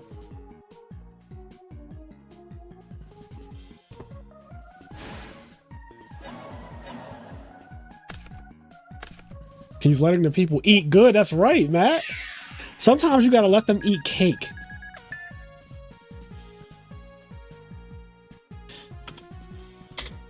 You have to let them absolutely eat cake. I can't wait for the Butterfly Dagger Elma episode. I actually don't know if that does that have any impact? I feel like someone's going to tell me where Butterfly Dagger Elma, I can't even say it. Someone's going to tell me how Butterfly Dagger Elma even impacts the game, because I genuinely don't know. I remember there was that Royal Magical Library combo, but like that shit's not real. So I might do a batch for like Butterfly Dagger Elma, like last turn, Exchange of Spirit. I might have to do a batch for those because I feel like those cards individually are not great. Like they don't really, they're quite frankly, they're kind of ass. They're only on the ban list because they promote degenerate shit. Like, it's funny I say that, but like because they promote degenerate shit that is like, okay, we're not even dueling. Like you're not even trying to duel.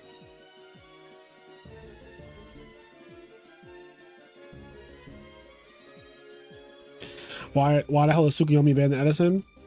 It's a good question. Because Lord knows that this is not some format that is like Tsukuyomi would be good. I do think it would be good. I don't think it would be ban worthy though.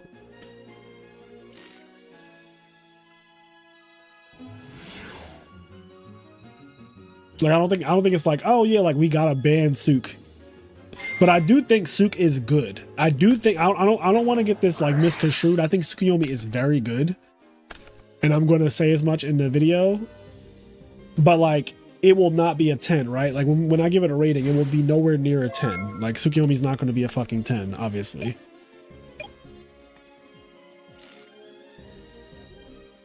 Like we're watching tonight, like BLS is going to be the reason why like gang on gang violence continues, you know, like this card is going to, oh Jesus Christ, you scared the shit out of me. Hold on. That's right, I come in to jump scare just like BLS. Look at that. I gotta change where you're coming out of. You're not coming out of the right place. All right, dude, wipe down that whole field. It's all going away. Hey Stango, how's it going, buddy? How you doing? Going? What were you doing? I'm all right. I was playing some Rivals Doubles, enjoying myself. I figured as much. Did you see the clip? What clip? Oh, is there a clip of BLS doing ignorant things? Oh, I'm sending it to you right now, King. It is a then clip. After you do that, get your camera up stuff. Oh, yes. See live here. I'll put the clip in our Discord. See what you're looking at. Start virtual camera. All right, I'm taking a look. All right, yeah. It is quite a clip of all time. Shout out to Enraged Peacock for the clip. All right, let's see. Okay, let's see. The ghouls. The ghouls. Oh, there's honest. Double honest? No way, right? Oh, just you wait.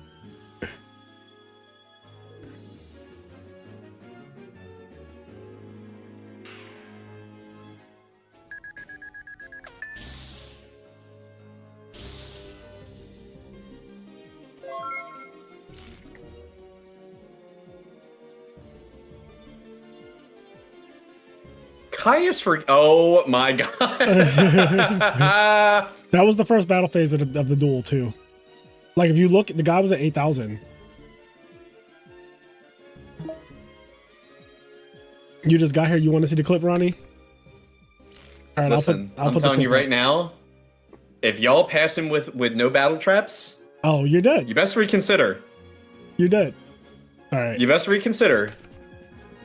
I Because it's not literally safe to said this- pass with no battle traps in this format.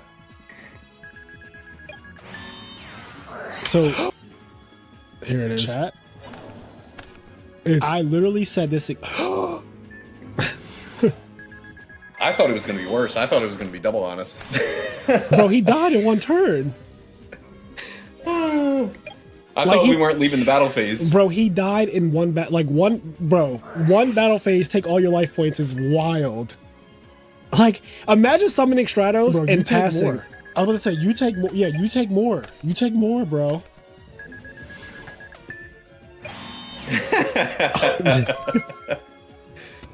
Oh my god, that's so wild. Yo! Oh my god! Oh my god! Swallow Oh my up. god! That's so crazy. He was like, bro, I have a family. Like, he literally said that.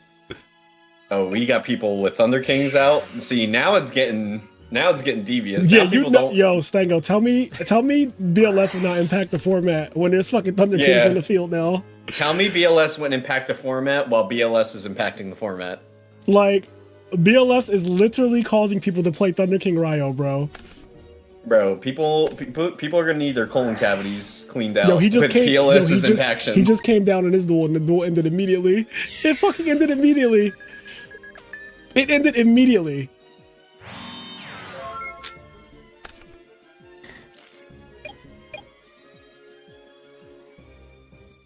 God,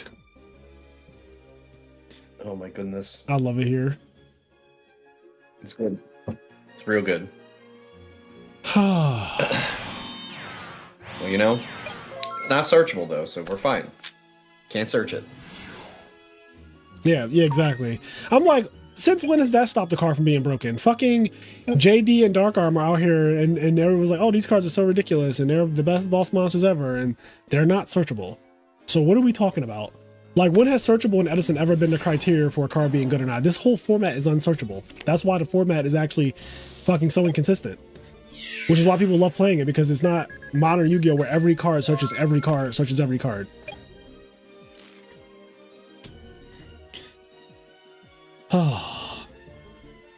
BLS Honest is the best burn spell? Yeah, it really is, though. Yep.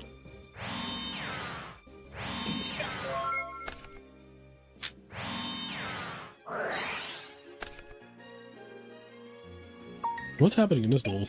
Oh, he's under DDV. Just a little DDV action. Oh, it's Value. Makes sense. Value is definitely one of them decks. He needs to draw BLS off the top right now. BLS off the top would be pretty good. Free up this damage a little bit. Make it live with return. And yo, I was saying this earlier, BLS can be returned as well.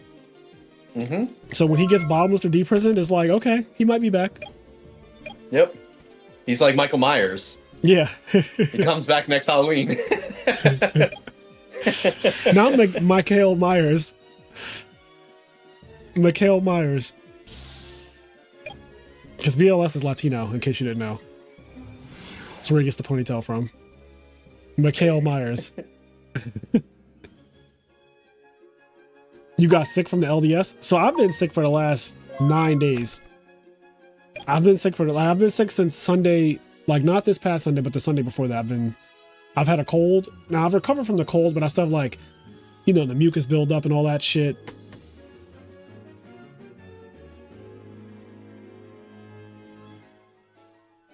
Most skillful value gameplay. It's crazy how many Thunder Kings we're seeing. This is not the only this is not the only person playing Thunder King in this tournament, just by the way. Like there are multiple people playing Thunder King in this tournament. We're seeing a lot of main deck for Thunder King.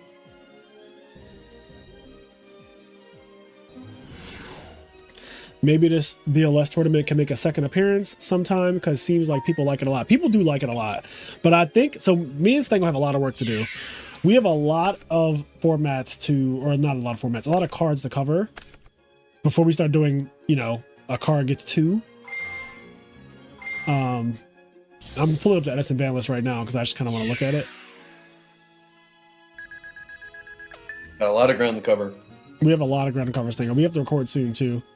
So I think the next card we're going to do, I think we're going to do card to save for turn. I could be on that. This I card, could get behind that. this is going to be a fun one. I think this might be next. I know I want to do a spell no matter what next. Like I told you, I want to do a spell 100%. And I think cards, you know, it's right there. It's right at the top. There's a lot of good spells, but I think card save for turn is such a fucking ridiculous card. And the tournament that follows card to save return is going to be, you want to talk about unhinged when that card is drawn? Like, oh, I can't wait. I can't wait. Time for the percolator. It's time for the percolator.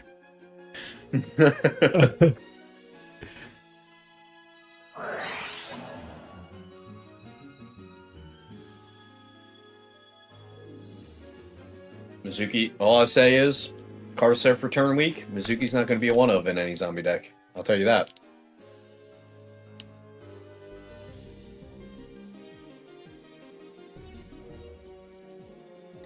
It's crazy because I don't even think zombies are the best card to save for turn deck by a good amount. That card is so dumb. Like plants get such a big buff from that shit. Frogs get a big buff from it. Fucking Dragon Turbo might even get a big buff from that. Like Debris Dragon, bring back Whitestone, draw a card, banish, summon Red Med, special summon Blue House from grave, draw a card. It's like,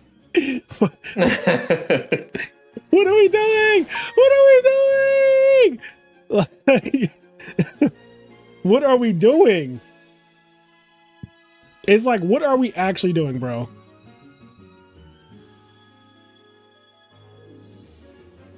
Oh, Dark Strike Fighter week is going to be crazy. Is he like the only synchro? I mean, yeah. What else is banned? He's the only synchro on the ban list, chat. Wow, Dark Strike Fighter is the That's actually kind of wild. It is wild when you think about it. This is the only synchro on the ban list.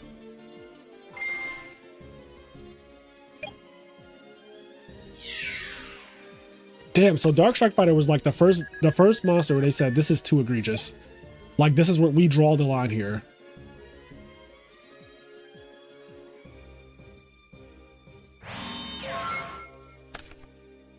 Not Vampire Lord Turbo. Vampire Lord Turbo sounds wild. Draw 3 every turn. It just sounds so slow though. Like you really gotta.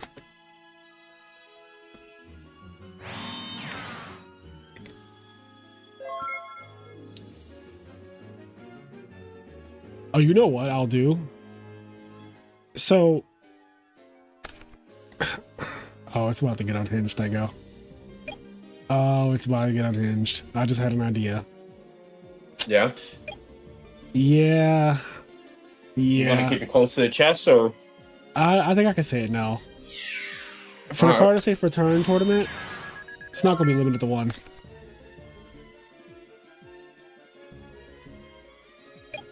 I'm on it.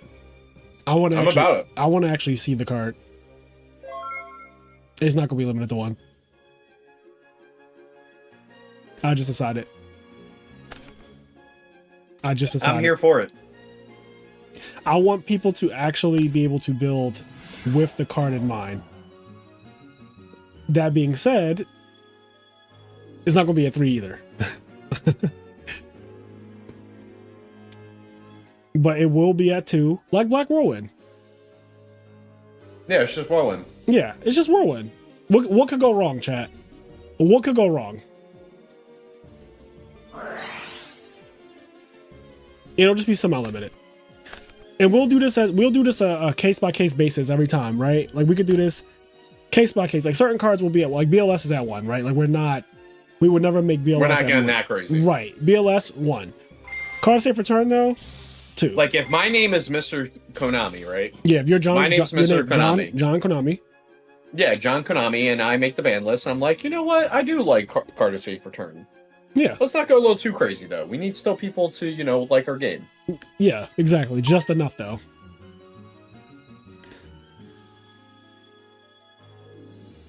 MT Legend said that's tame, and I agree with it.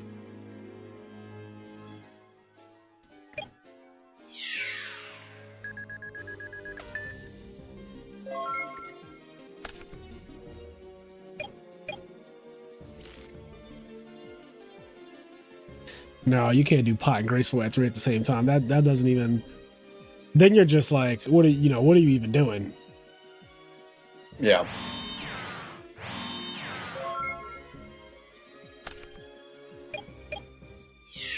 Card safe return at 3 is not okay. Yeah, it won't be at 3, but it will be at 2.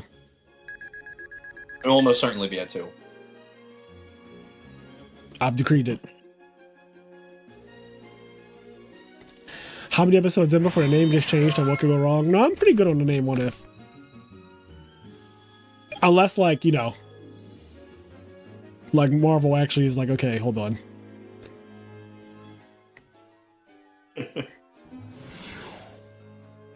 Oh. Nothing? Ah. The little Sirocco that could? Yeah, he wasn't. He's dead. Oh, I'm dead. Oh, look at that, I'm dead. Look at that, I'm dead. So what's Ronneck playing? Frogs, of course. Diva Frogs. Oh, yeah? pretty That's sure a he's good way to get undefeated. some light and dark access. Yeah, he's undefeated. Carl's undefeated. Carl! Igera had a bye, so he's undefeated. And Wagamuffin is still playing, I'm guessing? Not C saying I didn't get to drop BLS once. BLSs were raining all over your face, but you Yeah. didn't get to drop one. Open up wide. That's how it be sometimes. Let's see. Who are these people? So wait, who did... Oh, round 4. Oh, fuck. Round 4 is up. I was like, who's still playing? No one's still playing is the problem. Set timer. 2 minutes. Would you look at the time? Well, no one's going to time yet. So there's that. How could they? Don't be an asshole. How could they? How could they is crazy. We just gave them 6,000 more damage in the battle phase. How could they go in the time?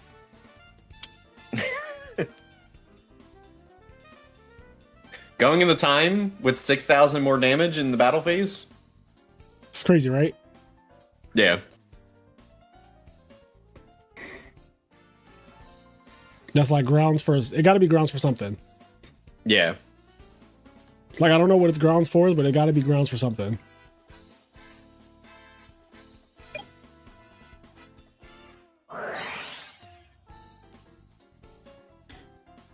Carl!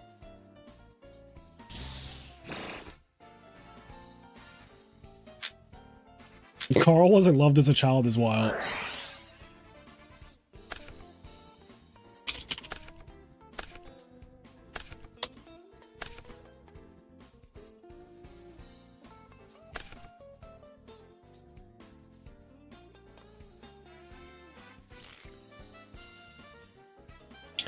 Okay, so wait, Igera is playing Carl, and I do want to see if we can pull that match up.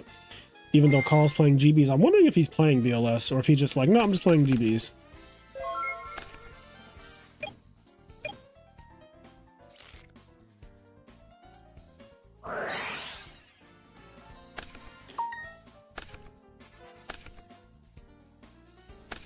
Cold Wave.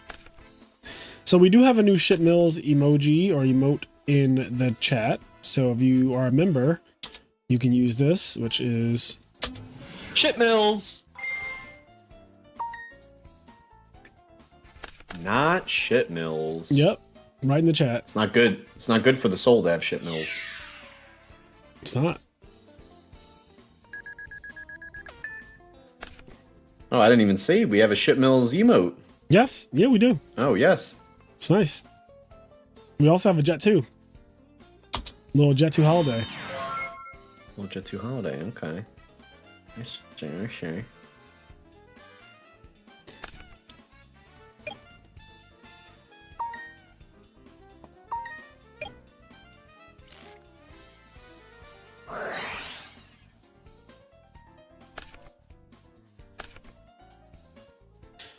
I'm actually going to redo this shit Mills one. I just thought about it. I could use the little shit emoji, the little ice cream, the little chocolate ice cream thing. And then I can just put Mills over top of that, and that could be the shit Mills emote.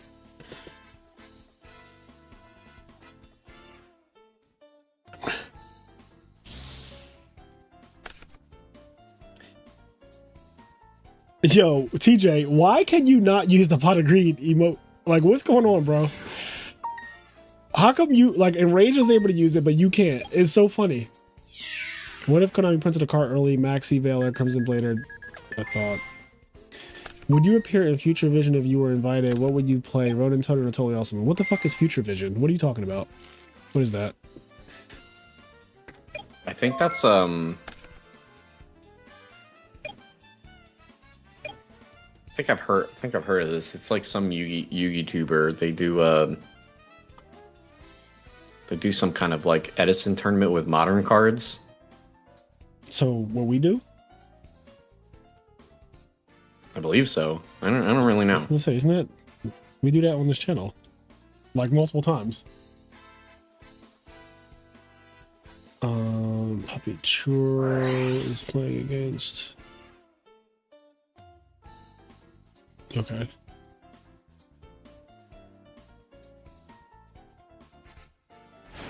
And what's up with those tournaments anyway? I'm assuming they're just open invite. I don't think they would be like, you have to be invited.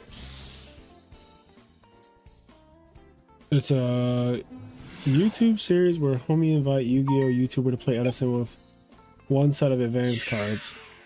So, Gallo, I don't know anything about this, so I cannot say if I would even be interested in doing it because I don't know what it is. And no offense, but I don't think the description is doing it any justice.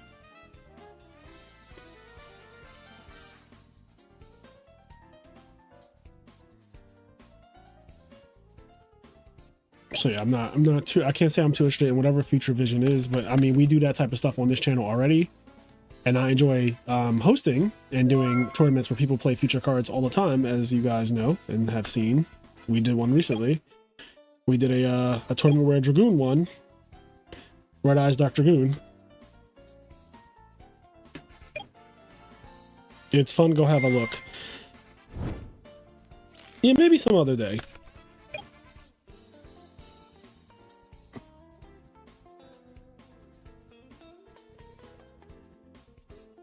Who's the content creator who does the Future Vision thing now?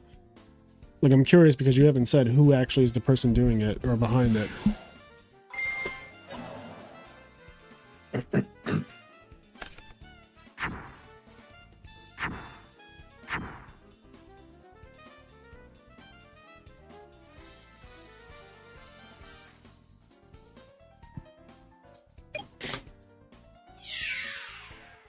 Gore's token.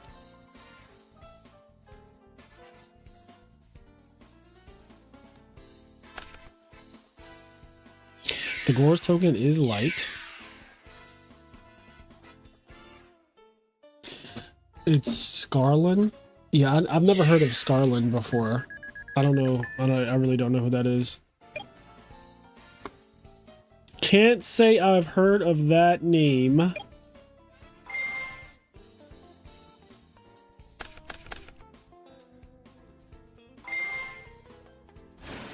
He is tiny, but he is on a content grind. I love that. Listen, my channel's also tiny. We haven't even reached 10K yet. Yep.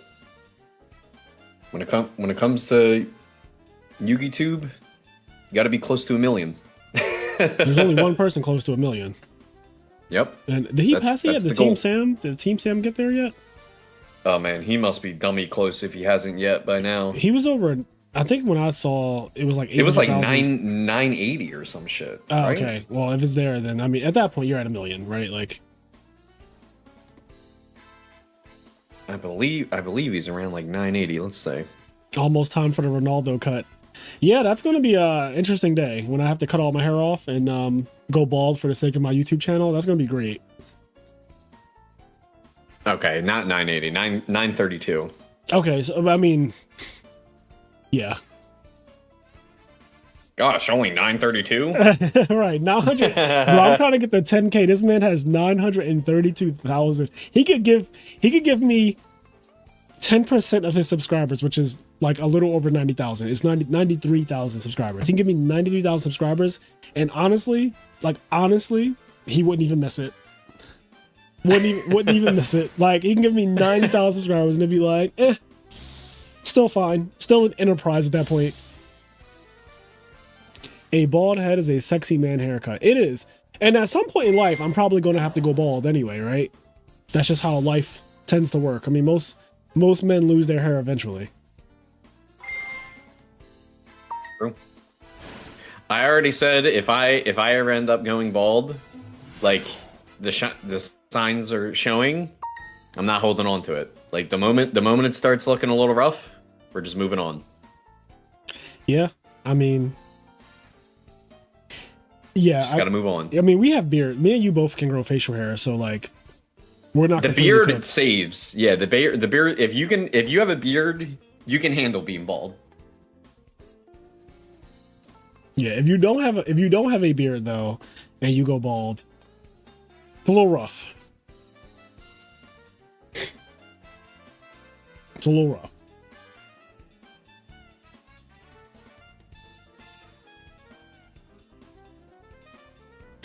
Yeah, Patrick, he has more than 1%.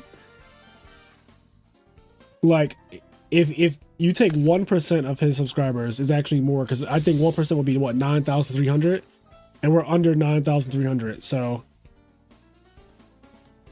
that's so crazy to think about. Like, gee, I wonder how long has he been doing YouTube? Probably pretty easy to find out if we do a little on his channel and see oldest video. Let's see. What's the over under? How many years you think? I'm gonna say 14, 13. Damn, you think it's that? Okay, I was gonna just say like a modest like 8, but go ahead. 8 years? Yeah. All right, let's see. Let's see what the oldest video is. And 13 years ago. Okay. His first video is the Yu-Gi-Oh! March ban list discussion 2012. Wow, I played in that format. How often do you not say that? You said it like it was such a surprising thing. You're like, wow, really? Yeah. That's so interesting. I played in that format. It's just crazy because like basically what I'm realizing is that I could have started a YouTube channel when I was actually competing and traveling the world. You know, I actually did start a YouTube channel, but like I didn't take it seriously, obviously. I just did like little vlog bullshit and I realized that vlogging, I just did not like it. And I still don't really like vlogging because I hate what it does to the people around me, where they are kind of forced into a situation. You're being recorded at dinner. You're being recorded in your hotel room where you might not be, you know, presentable, or you might not want to do certain things that you normally would do because, you know, you're in your hotel room. Normally you have privacy, right? You're like, even if you're, you know, if your friends are in your room, you don't care, right? You do whatever you want. But when there's a camera on and you know it's recording you, it's like, well, fuck. So I just don't like vlogging and recording every interaction and all that stuff. It's just a lot. I always feel like it's an invasion of privacy. But there's the generation of people who are like, you just shove a camera in front of someone's face, don't care about how they feel about it. And those people tend to have a lot of followers and subscribers and stuff like that when you do that type of thing. Like, imagine if every time like I hung out with like Sizzle or any of the Chicago guys or whatever, like I'm just recording them the entire time. Like every interaction just on camera so it can be brought to YouTube. Like I thought about doing it, but then as soon as you start doing it, it's just like, this does not, I don't know. I just feel like everyone has to be a little bit more guarded and you can feel it. Like at least I can. Yeah, I agree.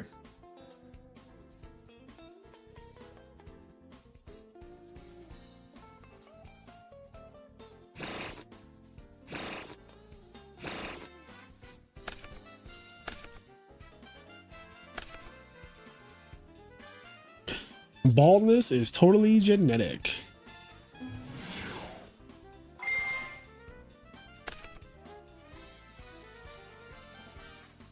You have to be shameless around about other people who are just as shameless.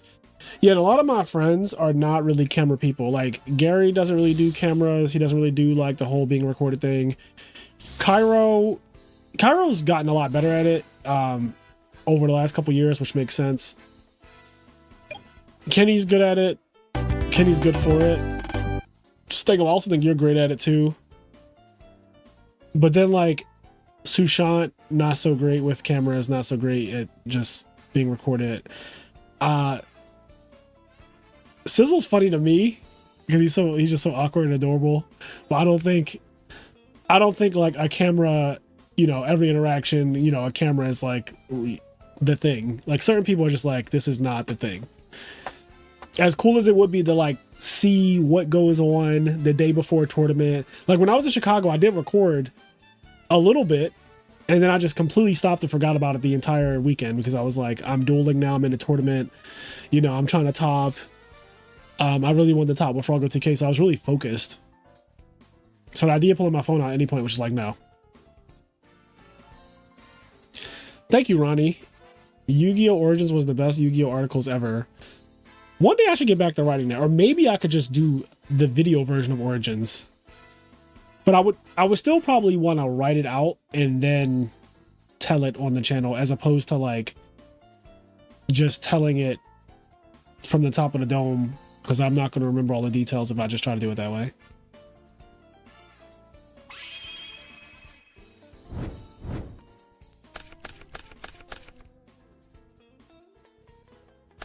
Yes, Kenny is the kind of person you need to let know he's being filmed. 1,000,000%.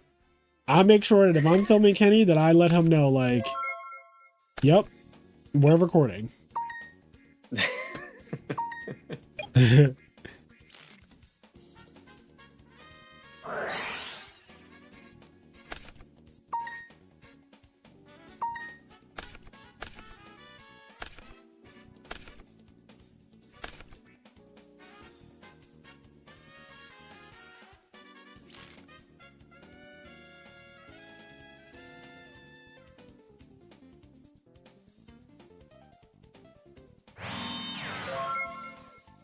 I'd love so much to see here free range Kenny. The only way that will ever happen is if you are literally around him. You will never get free range Kenny on camera because it is not appropriate. And honestly, none of us are in our group. We're just not an appropriate group of friends. Like we're not meant to be on camera unless we know we're on camera. You know what I mean? Kind of thing. I saw YDS might have a Vegas event in March. Would you go? I have no idea. It really depends on the event. Just having an event does not mean that I'm going to show up to it, right? It needs to actually have a draw to it that makes me feel like, okay, I really want to go to this. But just having an event does not mean that I would go to it. Which is pretty obvious, right? It depends on the pricing. It depends on everything surrounding it. Where is it going to be held at? Like, some places I look at the venues that they choose and I'm like, absolutely not. I'll pass. Like you look up the address and you see where it's at, you're like, I'm not going to that.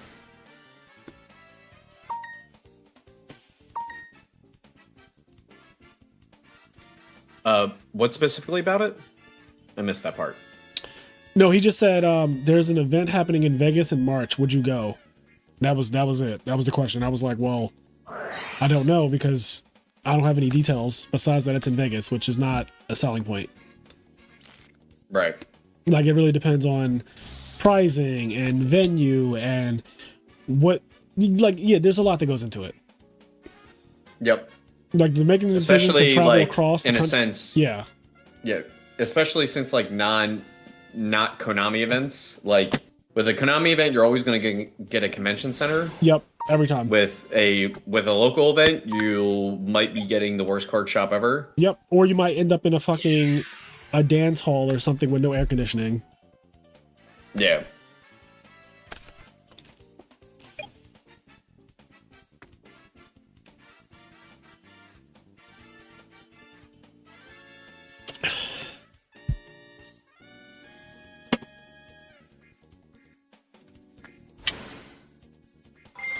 Man, I'm not going to say the name of the venue, but the setup is so whack. You're locking arms with people with how tight it is.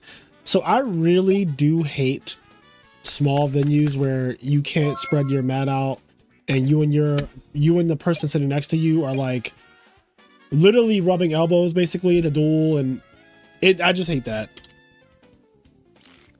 That is always like the most uncomfortable situation. Yeah, I'm not a fan of that at all. I really liked RBET Chicago. RBT Chicago was perfect. There was so much room between the person sitting next to you on your left and your right. You and your opponent had ample space. I never had to be like, oh, let me fold my mat so that way it doesn't like land on your side. I never bumped elbows. Nobody ever knocked my shit over or anything like that. Like, it was perfect. It was like the perfect amount of space. Are you going to the Raleigh LDS? I have no idea. Again, it depends on the details. Like, it depends on the details. I'm not just going to an event just because there's an event. Like, to me, that's just not how that works. Like, without details, I don't like care until I see details that make me be like, okay, I care now.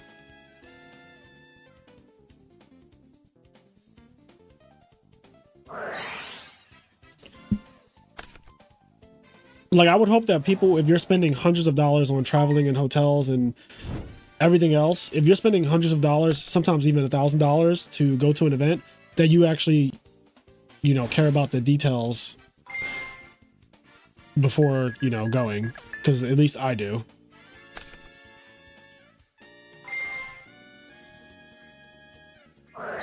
My body as a shield. That's a really good my body. That is a really good my body. My body, your body. My body all over your body. If you go to the LDS, we'll buy you a corn dog. You're going to waste your money. Because I'm not eating that.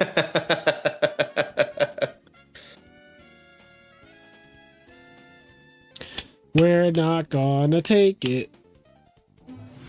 We're not gonna take it. We're not gonna take it anymore.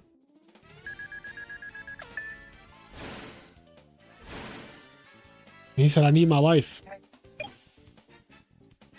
I need my life. I need more allowance, yo, lay he who.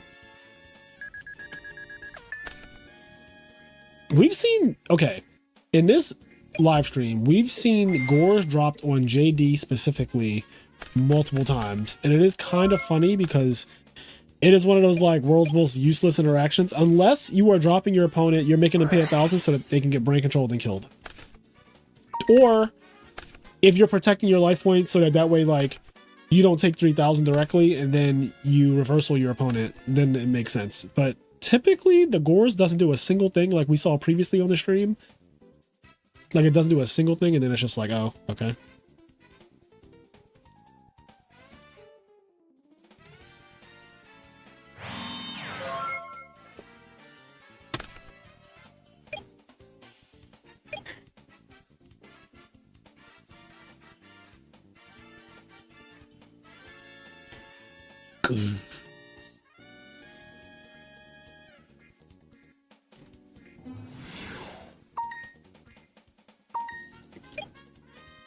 Okay, GBs are undefeated.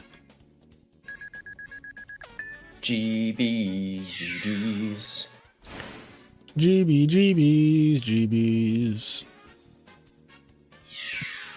EBGBs. EBGBs.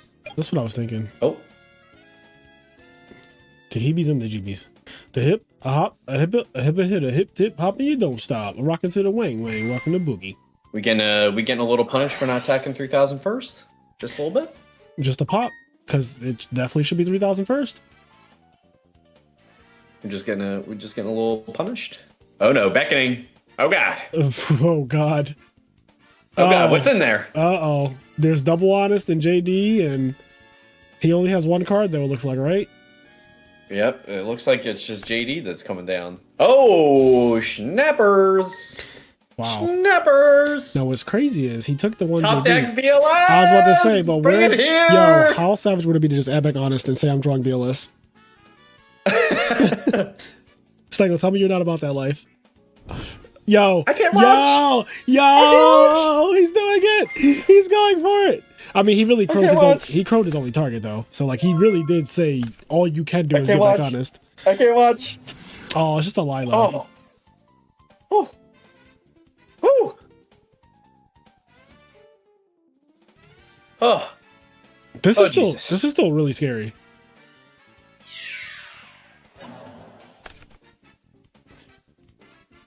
Oh Jesus. All right, we're at 100. We're at 100 life points, chat.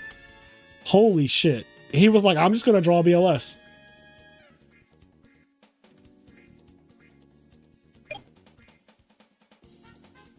Next card? Is the next card? No, it Okay, wasn't. we weren't seeing it. We weren't Yeah, seeing it. yeah. All right, all right. I mean, there's a 1 in 12 chance to draw BLS. Why did he not bring back honest? I'm not sure. Even if he brought back honest, it's not like it could stop him from attacking. The That wouldn't player help has him there. priority. Yeah, it wouldn't help him there. But I do wonder why he didn't add back the honest to his hand. Not really, because like brain control kills you no matter what. So like it can't be brain control. It can't be like what is honest in attack mode doing? Maybe they have a second honest. I don't know. Yeah, there's probably another one. That would be like my guess. But I don't know why he didn't bring it back. I can only guess.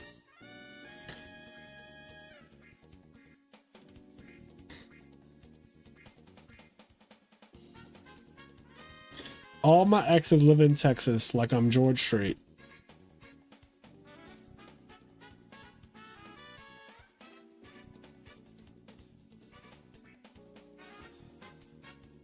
Who the fuck are y'all?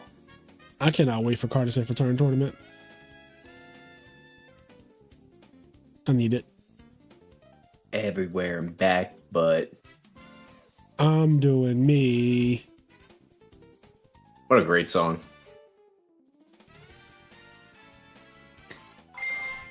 Goodness with hot fire. All right. Stack for Plague. Oh, this is pretty good. Stack for Plague. Then you get your own version of. Let's see what he makes. Yep. Take my Lila. Take my Lila.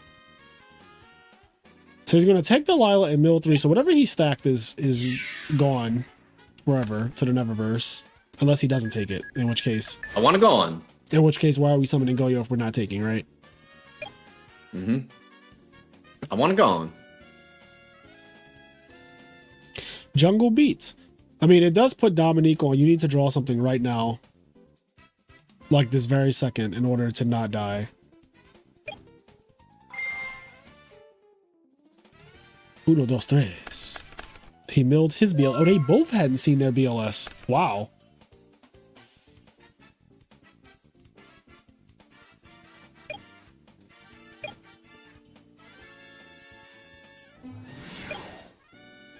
Okay. You gotta do what you gotta do, though. You gotta do what you gotta do to survive. So we have 2,400 damage on the field. That puts him at 13. So he needs a monster with 1,300 attack at least.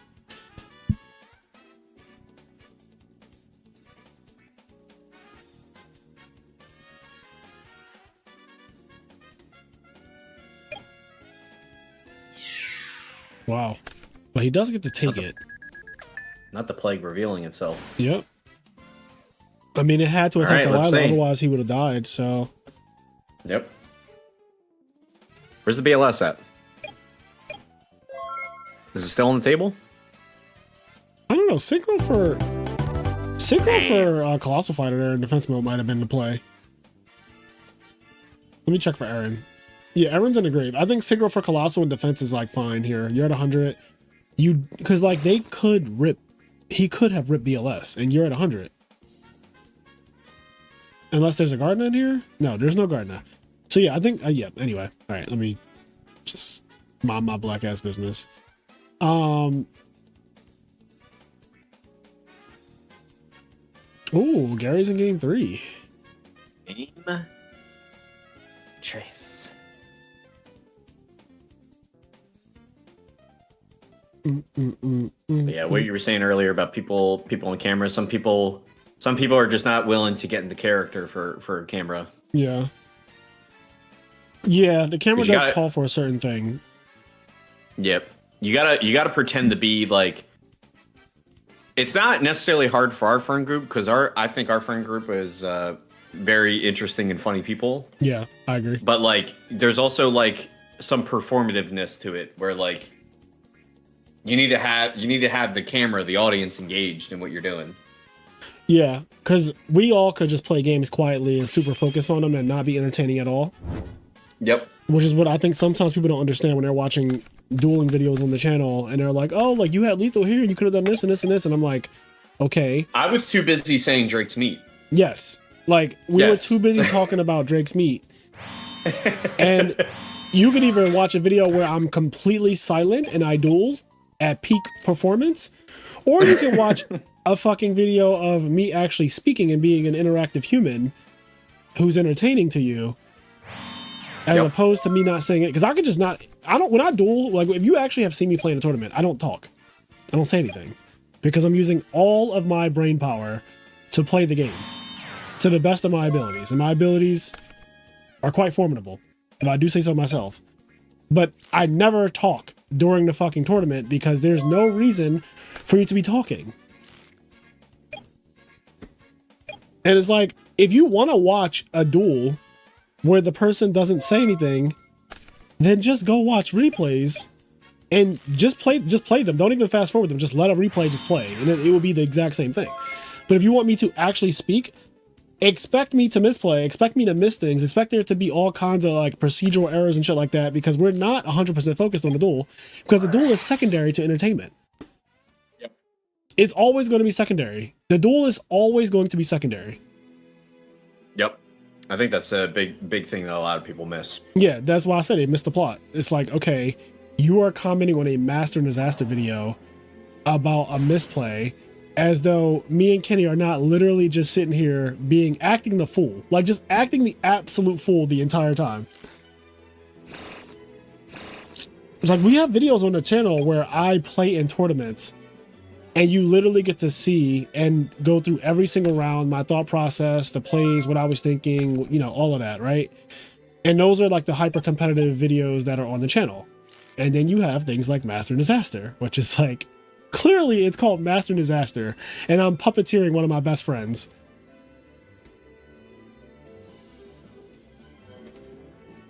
Some of the best meat I've had in my mouth is from Terry Black's. Terry Black's was crack.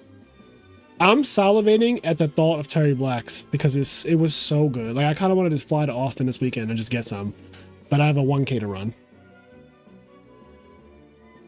Gotta run. Got a blast. Also, why does Wagamuffin have that? This is so many cards. I don't know. He just dust shoot him, but did nothing.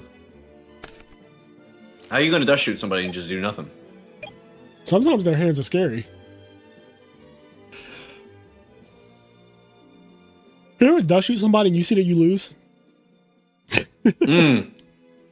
Bro, I hate that shit. That is one of the worst feelings in the world. You dust shoot somebody and you see that you're dead. Bro, there's plenty of times where I played against Kyra and I dust shoot him and I literally see the Diva Hero OTK in his hand with Heavy Storm. Not the heavy team. Yeah. Ugh. That's a classic Stango Cairo bit. Every time you dust shoot, you're like, oh, some would say you did it too early. And it's disaster in the hand. Yep. I saw it's a complete Cairo, disaster. I saw Cairo kill somebody through dust shoot turn 1. The guy went first, summoned Bora, said dust shoot passed. He went activate dust shoot, and Cairo's hand was Future Fusion, Mind Control, Diva, Miracle Fusion. I don't know. Darkroom wasn't involved. There was something else, and I remember being like, "Oh no!" And then It must be like something to pitch with the Brio to make Brio with the Bora.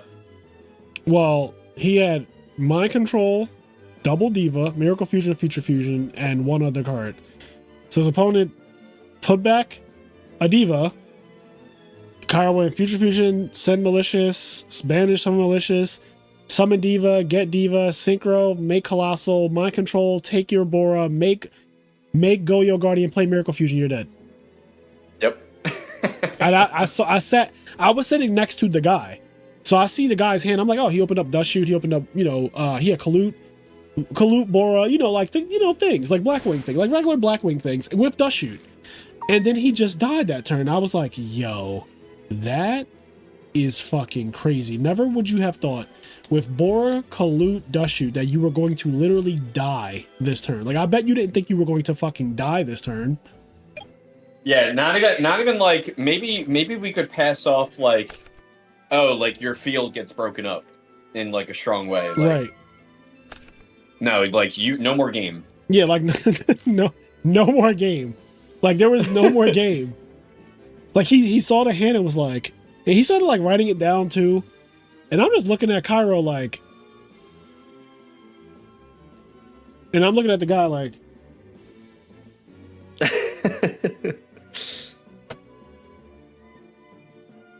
you don't know you did? In Master Duel, there's an event where you can start with Nibiru in your hand. That's what it's like playing versus Cairo with Gores. Cairo does drop Gores at the most timely opportunities. Nah, Cairo does drop Gores. He be dropping them Gorses. Yeah, he does. He does be dropping Gorses. I was dropping some Gores on him though when he was playing Vayu. He's like, I'm so sick of fucking losing the Gores. Yeah, Vayu is really weak to Gores. Very susceptible to it. Mm-hmm. Like obviously you can try your best to counterplay it, set a Raikou, not attack, and then let them drop the Gores, flip the Raikou. You're one of Icarus. You drew. You're like, not oh, your one goody of day. Icarus, yeah. Yeah. Oh boy.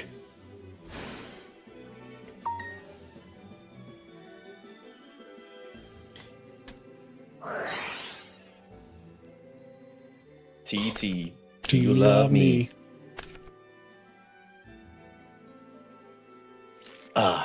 I'm pretty happy. You know, I was asked if I wanted to work until 11 yesterday, and then today, and I said yes to both. I'm gonna get some nice OT.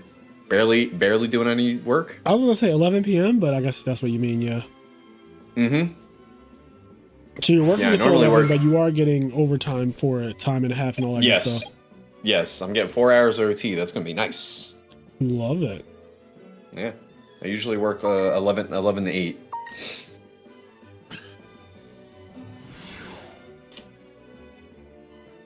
Oh, Kaiku coming down. That's a big Kaiku.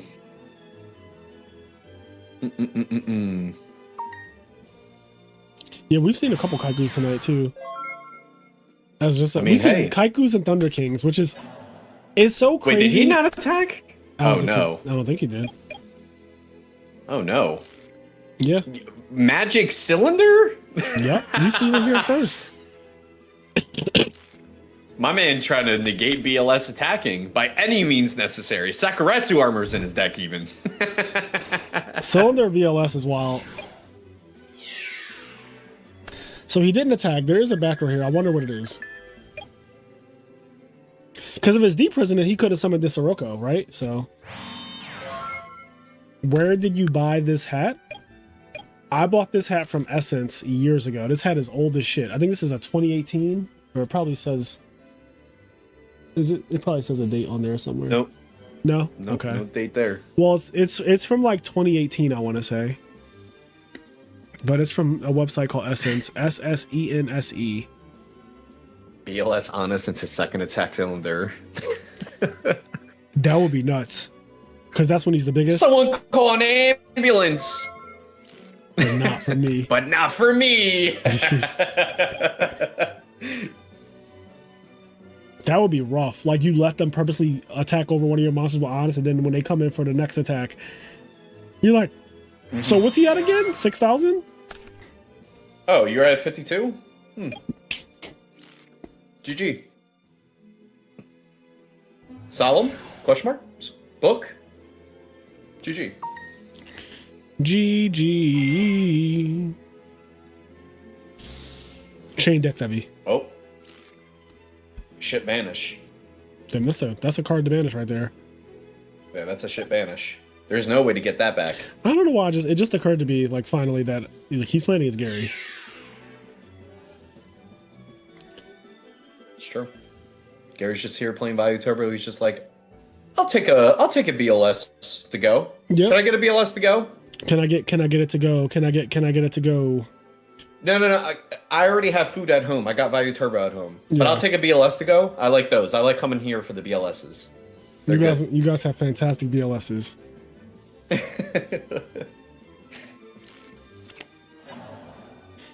And Raiko makes this mistiming.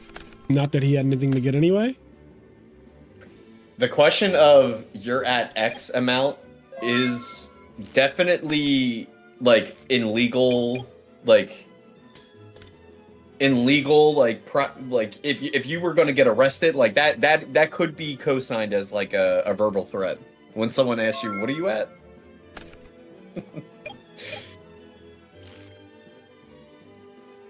I've already started watching the new It Show, Welcome to Derry. I've watched the first 2 episodes, and it's very good. I really like it. It is good. Nice. It is. Yeah, it's very good. It's an HBO show, so Yeah, I don't think I've ever watched an HBO show and been upset. same. So Ever. the show's good. They spent a good amount of money on the special effects. The storyline, the storytelling so far is really good.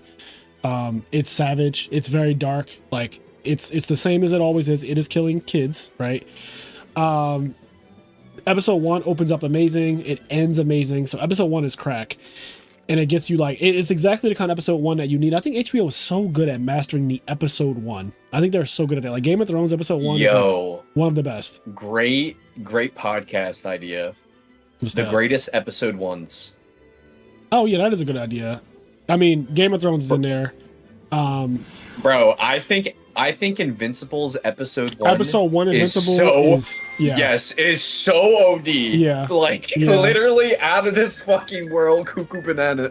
Episode 1 of Invincible is one of the best episodes of an episode. Is one of the best episode 1s of television. What was the Boys episode 1? I forget. I feel like it was good. I've never watched, honestly, so I don't know. I feel like it Never was watched really good, Boys. but I don't remember exactly. But I would have to go through like my Rolodex of shows and think about their episode 1s, because there are some really, really good ones. Like I think, yeah, I'll just leave it at that. Episode 1, Game of Thrones, Invincible, really, really strong. This new It Show, Welcome to Derry, is really, really good as well. Episode 1, yeah.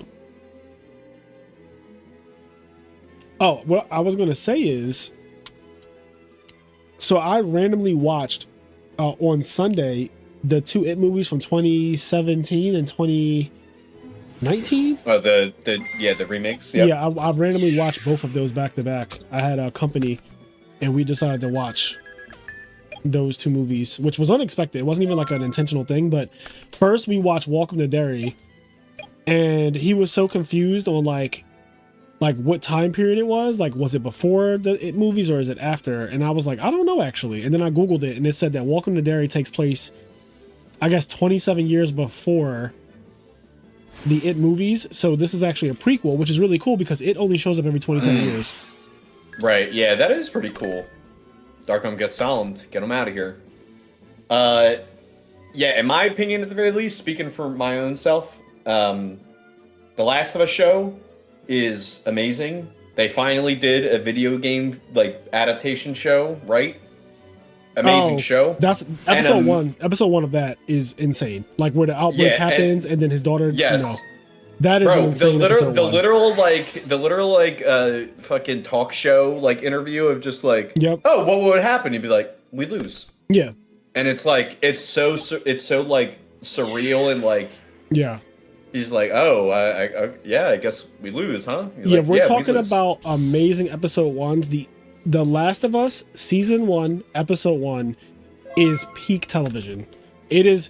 I've seen it so many times because the chaos that ensues, and it's like it slowly crescendos throughout the episode as like the little girl, like she goes to get the watch repair for her dad, and then like you see like a bunch of police cars driving past like really fast, and she's like, what the fuck? And then a guy comes out with the watch. He's like, yo, you have to go home.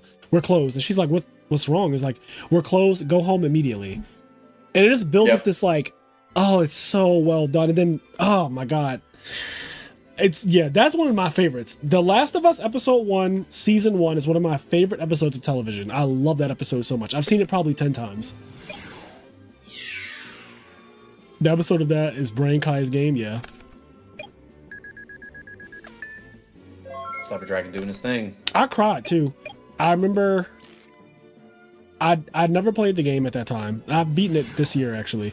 But back when The Last of Us came out years ago, when his daughter, spoilers for The Last of Us season 1, episode 1, when his daughter, his actual daughter, got gunned down by the military and she was pleading to not die while he was holding her, I could not deal with that. I could not deal. That broke me so bad. Mind you, I don't know these characters. This is my first 30 minutes. This happens 30 minutes into episode 1. You don't know who the character, well, me, I didn't play the game. So I don't know the little girl. I don't know Joel. I'm just watching a show, but I see their relationship. It's his birthday. She got him a watch. She stole his money to get the watch repaired. Like, they have this really cool relationship. And then she dies. And I did not expect her to die. And then the way she pleads, like, I was like, oh God, seeing a little girl beg for her life like that was just too much for me. Could not deal with that. Super good. Super, super good show. Yep. Definitely a good idea. As you can see, I'm podcasting right now, basically, Stango. So, like, Yeah. I might as well save some of this for the pod, right? Yep, right. Yeah, episode 1's amazing. I'm gonna message Kenny this right now as like an idea for the pod. Future pod topic Stango just recommended.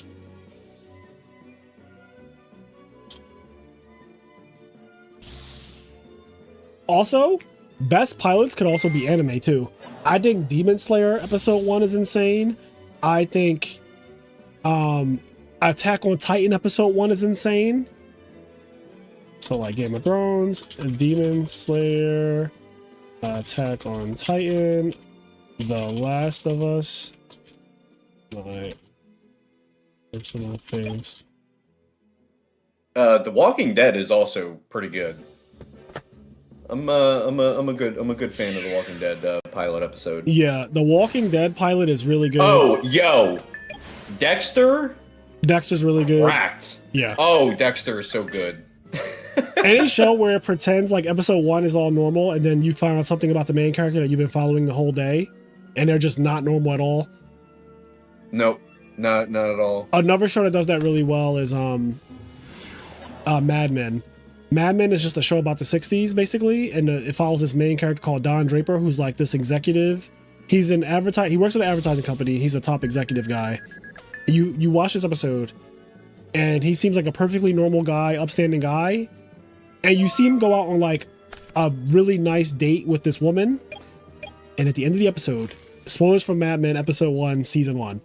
At the end of the episode, he goes on his date, he has sex with this woman in a hotel and everything like that. At the end of the episode, he fucking goes home, and he has a family. And the episode goes off. And I was like, oh my fucking God. Like, he walks into like the end of the episode, he like he's driving, he pulls up in the driveway, walks into a door, puts his coat, takes his hat off, puts the hat on the thing, and his wife hugs and kisses him. And it's like, your dinner's like, your dinner's ready and everything like that. And I was like, yo. Like, crazy. Yeah, the first episode of the CW Green Arrow show is also pretty good. Yeah, I haven't watched many of the Hero CW shows. Oh, I haven't watched any of them. Let me correct that. I haven't watched any of those yet. Yeah. I'm trying to think, what about the Marvel shows? Do any of those have a good pilot? I know they're not that great in general. I've never watched any of them personally. Yeah, their pilots I don't recall being that great. Like WandaVision's pilot wasn't that great, but WandaVision episode 2, when I think the world goes into actual color and all of that, I think was really good.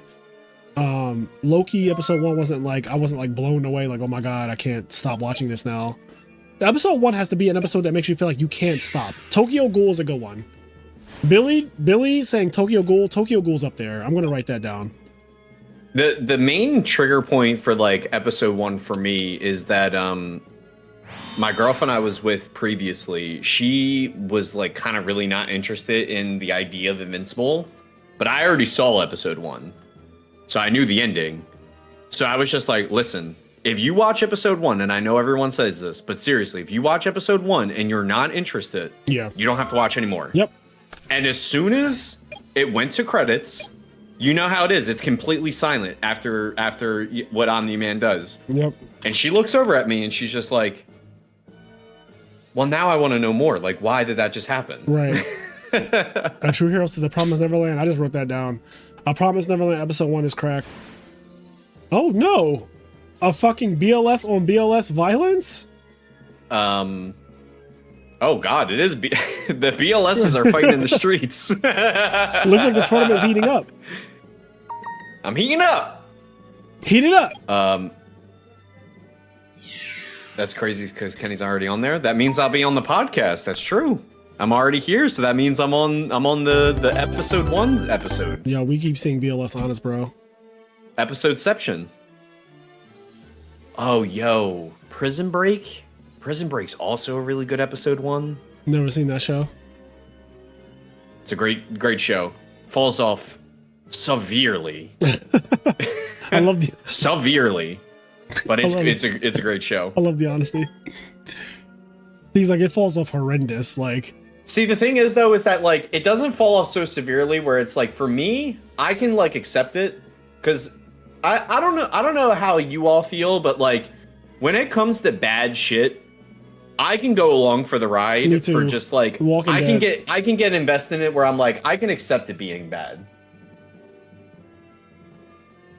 That's like what it is for me, honestly. Like when it's like it's time to go along for the ride, like I can be like, all right, I can give this a pass.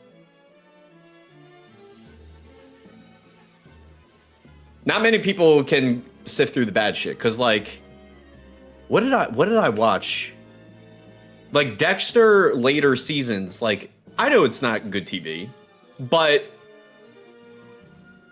I just love Dexter so much that like I can just eat it and be like, yep, yeah, I'm just gonna eat it. That's just called the guilty pleasure. Like, a lot of us watch things that the quality either went down or it was kind of never really good, and we just accept it. Sorry. And yeah, and that's kind of like a normal thing. Like who's dropping? We didn't play. I've been trying to drop for a while. Oh, okay.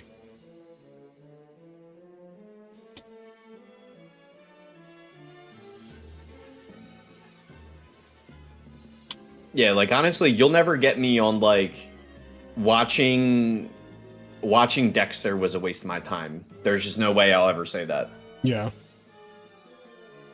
I was just fully there for the ride. I was like, yep, I love Dexter. Ozark needs to be in there. Ozark's episode 1 is pretty good. Yeah, Ozark's episode 1 is actually crazy. Ozark episode 1 is fucking wild. Yeah, it like had my heart racing. Like those fucking the cartel it comes is in. fully enthralling. Yeah, Ozark is very good. Episode 1. I actually want to rewatch it because episode 1 is such a pilot that you can tell it's before the budget came in for that show. Because I feel like every episode after that, it feels so much like way more produced and just better overall in terms of like you could just tell the production value went up after episode 1. It's a real pilot. It has that feel to it.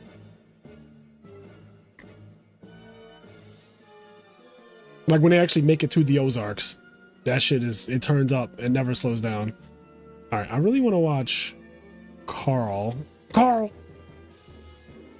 Michael Scofield's actor is in Mariah Carey's "We Belong Together" music video. He is actually his name's Miller Wentworth, I think.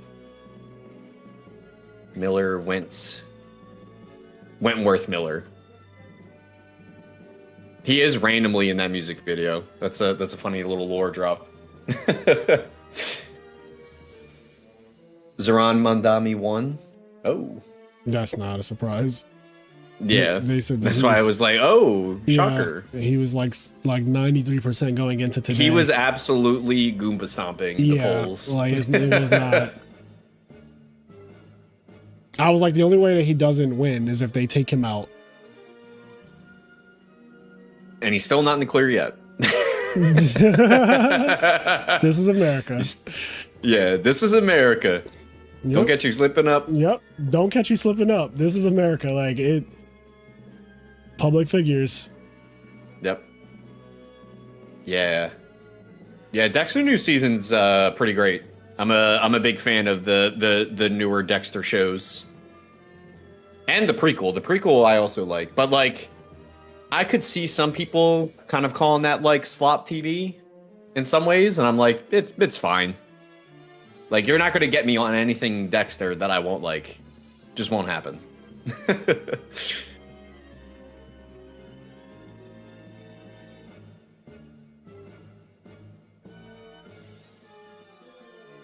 Where are these two guys at?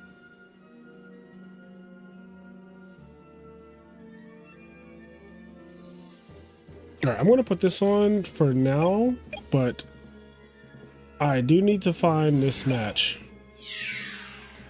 Trinity was the best villain in Dexter. That's like saying cookies are meant to be dipped in milk.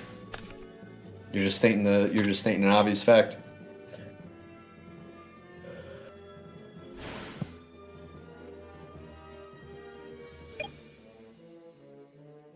Casper says, "Be there in a sec." Is that who you're looking for? Okay, yeah, I was looking for him. Okay. I see lights horns are on the field. Oh, big. 18. That's the archer. Look at her draw her bow.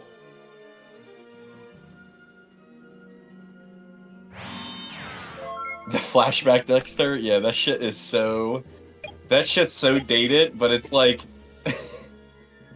I have to imagine that like they didn't even do it completely unaware of the irony of just like how ridiculous he looked. They must have just been fully on board. You're like, yeah, we just accept that this is what he looks like.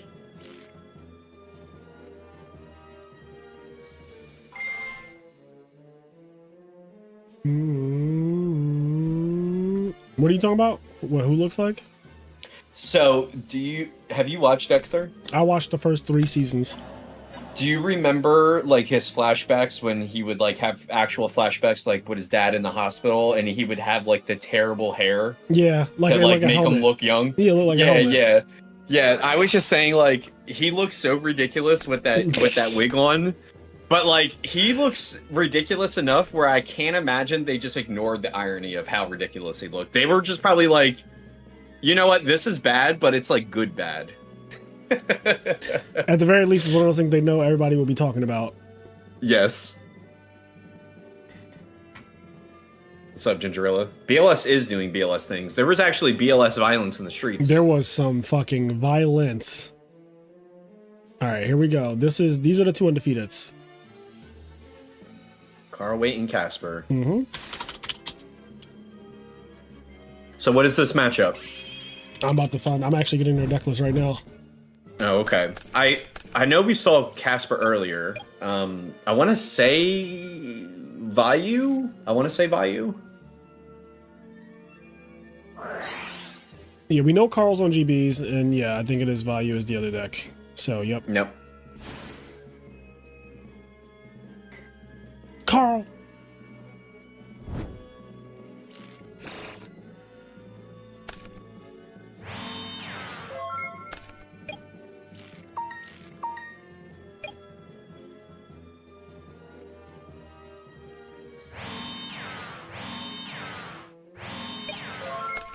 Oh shit. Set 3.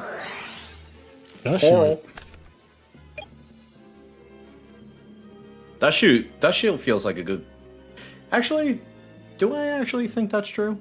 What's that? Why do I feel like Dust Shoot is sometimes like really good against GBs and sometimes it just doesn't do anything? I think the important part is that once you see GB's head, you know how fucking weak they are. It doesn't even matter what you return necessarily. Like returning a thing is like whatever. It's more so like I know exactly what your traps are. Yeah, you're really just trying to find out for the traps. What the fuck? How did he do that? Do you see the way that's written? I do see that actually, because he didn't type all that. He copy and pasted that. Right. That got copy and pasted. Oh, that cooked. Okay. Main deck Dust Tornado hitting the Solemn. Yep. So we know his hand is. Is this all monsters? Yeah, I think he sent the Prisma back. It is all No, monsters. he sent the Test Tiger back. So he left it. Test with the Tiger? Okay, Yeah. sure. Yo, So he's got having all Prisma, monsters- Marmillo, and Laquari. This is what I mean, though. Like he knows how weak he is now. Like this souls his entire. Now he's gonna now he's folding like a paper plate. He needs to draw Test Tiger right now, and that back row needs to not be real. Oh boy. Carl. All right. Did he draw the Test Tiger Here's- back? Okay, I was about to say, did he really just like DB glitch the Test Tiger? Slop TV. Slop TV is like, at least the way I would say it, like it's things that you kind of know, like in the like art form of television. It's not like it's not as consistent and as good as, you know, a lot of the best TV shows that you know, but like one aspect or several aspects of the show you enjoy enough where you're like, I can accept this.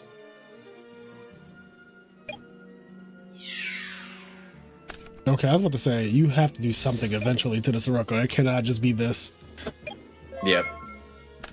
So this is likely Chariot, is what I'm guessing. This is my thought. He And you're summoned a putting it on Laquari. being a real thing too? Well, he summoned Laquari. I guess it could be Trap Stun. It could be Trap Stun. But he summoned a Laquari last turn and then just like set this and pass. And then this turn he set a second back row, which was the D Prison. It's just been like sitting there. It's been sitting there and I'm like, okay. With how we're encroaching on the field, it's feeling like a Trap Stun. Trap Stun will cook here, Let's see. obviously. Like without saying, oh god. Oh, didn't even need to use it. Yeah, didn't even need it. Caught you with your pants down. Your pants are down. Your pants are down. Look at your pants. Look at you with your pants down. And man, this one attack goes through, and all of a sudden, all of this card advantage that he lost earlier, it's all back. It's true. We're gonna have a lot of different options here. I'm assuming the graveyard is not looking too hot. I remember that Raikou Mill was. Oh, okay. That's probably not going to matter too much. I mean, it's a 24 token we're leaving with. Yeah, but he has it's definitely- Bestiary in the grave, so it depends if he plays more than one Darius. If he plays a second Darius, which a lot of lists don't, because if he played a second Darius, he could just bring back Bestiary and contact pop these, right? Main phase 2. He could do the Cupid Shuffle. The Cupid Shuffle. But if he only plays one Darius, then that's not an option, and this does become awkward. This does become awkward. It's really weird with GBs because I feel like a lot of the times that you build the deck, you kind of make a concession for a lot of these situations where it's just like, do I play double Darius for the one time that I need to pop a Gores, or do I play Secutor for the one time to get a like DDV'd and all that I shit? think Secutor is mandatory if you want GBs to be playable. I will say Secondaries is definitely optional, but Secutor is not. I just think you need that card for this deck to be scary, for this deck to actually have a shot at doing unfair things. Now, what's interesting is that this is clearly not Chariot, right? So that's gone. That we can debunk that. So now I'm with you now. Trap's done. Oh, you're on my time now? I'm Because on your I time. was saying whatever card it is, it's getting set. In fact, it Oh, could just be. you are correct. Whatever card It's it a was is spell. getting set. But It could be even a spell. It was because he was summoning monsters face up, as if to say, I do not like. Yeah, I'm weak, but I don't want you to. I don't want you to use effects. Yeah. That's fair. That's all fair. I was Oh, like, he's letting him keep the monster. Interesting. I guess to have no darks in the grave, lower the that dark would have count a been, that little would have bit. been a third dark if he popped Gores, so he could not do that. Sure. Oh, Starlight Road? It was just a trap Oh, stun. it was the trap Yeah, it stun. was just a trap stun. Oh my goodness. And yes, I agree. He would have said anything. In that Oh wait, situation. that's. Hey yo, little man. Should we have changed? Am I thinking crazy here? Would trap stun call not be the right play? Wouldn't you keep your monster? Am I crazy? Is that how that works? Oh, that's actually a little. Look at you. Look at you. Activate Yeah. trap stun. Activate call. The monster comes out. Then trap stun negates the call. And then you get to keep the monster. Wow. That's a little bit of a cook, Stango. Yeah, I think that might matter. It's probably gonna matter. Oh, hold on. That actually now. could matter. Yeah. I mean, he would have a monster in the field right now. Another monster. Right, which would obviously probably be. I mean, honestly, it's not obvious. It could be anything. It could be Stratos, or it could be any of the GBs that were in the grave. Yeah, I mean that definitely. That's such an interesting. So it's Heavy Storm, Chainlink 1, Chainlink 2, Trap Stun, Chainlink 3, Call It a Haunted. Call It a Haunted summons the monster, Trap Stun negates all traps, Heavy Storm wipes out everything, and then the monster just stays. I didn't even see that, nor was I even. I don't think I've ever seen that happen. Like Heavy Storm, Chain Call, Chain, Trap Stun, Chain Call. I've never seen that before. Yeah. Okay. It looks like we're going to game 2 though.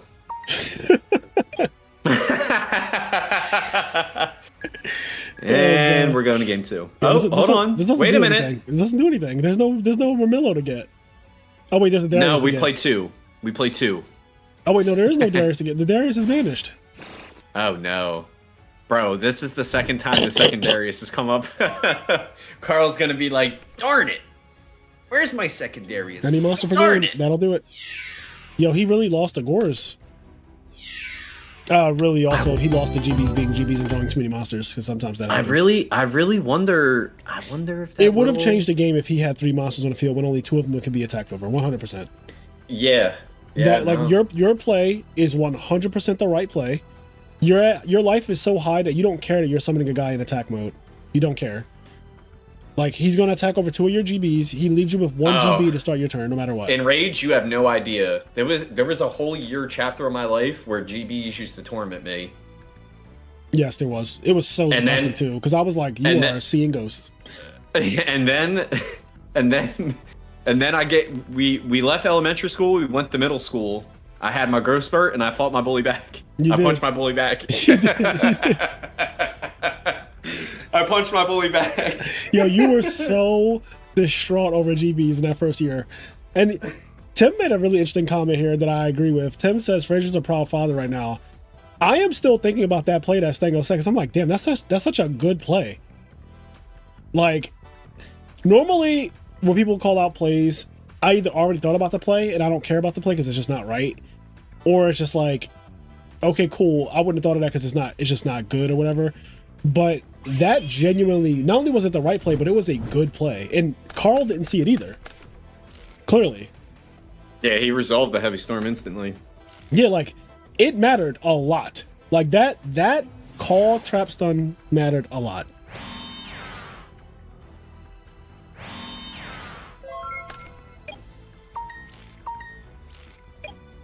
Saint Production says, very cool. BLS Edison format doesn't really have to follow the full Edison balance anymore.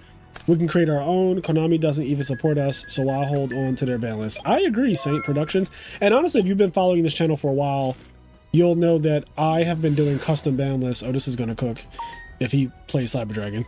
You'll know that I've been doing custom boundless for a while. I just enjoy doing that. I just enjoy changing things up. Cause like, again, how many times are you just gonna watch and play Edison, you know, like as, you know, standard Edison, right? Yeah. You need a break from everything that you love. Yeah. True. Hold on. Did he just go Darius summon Bestiary, right? Yeah, what's wrong? Does he have to destroy? It is negated. Oh, is it negated under Darius? Yeah, Darius negates the effect while it's face up on the field. But what's interesting about that is if you book a moon, the monster gets its effect. So like you can Darius, bring back Bestiary. Oh, chain Darius 1, book 2. Yeah, oh, and then it'll pop. It actually will pop that way. Does it still activate when it's negated? Yeah, I think it does. Oh, okay. So you could still chain booked actually to the negated activation. Yeah, and also that means that like something like Stardust can be used on even though it's negated. So like if somebody tries to like Darius, bring back Bestiary while you have a Stardust, the effect still activates to pop something. So Stardust, right? Because it's mandatory. You can't choose not to do it. Yeah. Correct. Okay. Interesting. Yep. Cyber Dragon got banned so fast. You know why? Normally they're not pressed. Yeah. Normally they're not pressed to do that. Like he, you know, if BLS was not in his format, he would never do that. No, he would never do that. His field would not have a Rediari on the field. No, it would have a Laquari. There would be a Laquari, and he would say, "I'm big." Yep, I'm bigger. Look at that. Look at BLS already affecting the format. Yeah. And people were saying that it was going to just be a splash in the pond. It's a fucking tsunami, bitch. I think it's crazy to think that BLS would not be one of the most impactful. The city's flooding! Ah! Here we go again. Oh my god, it's my favorite monster. Oh no. This is instant light and dark too. Oh, he didn't even half. He Nope. was too afraid of the chariot, which Nope. honestly, it's looking like it's paying dividends. Damn, just summon, attack. It's crazy. Gale is a menace. That is so that is so fucking brazen, by the way. Yo, but I keep telling people, if you want to Yes, do GBs, that's what you got to do. You That's have what to play do. like they don't have shit. You actually have to play GBs so soft. Like, I don't care. I don't believe you. You just have to. I promise you, you won't win more games playing GBs in an ignorant fashion than you will by holding back and trying to like nickel and dime them slowly. Because honestly,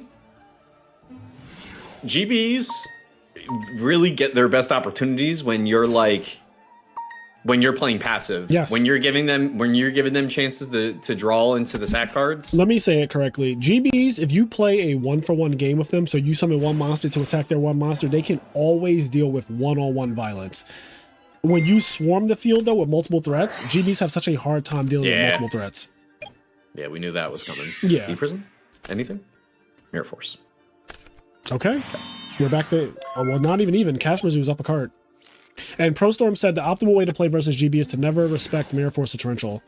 And I agree.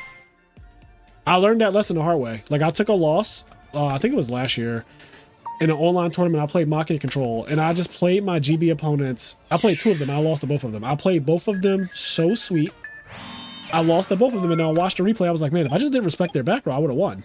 And I would have won easily if I didn't respect their back row. Like, it was like super easy. And I was like, you know what? Going forward, I'm just not respecting. Just no respect.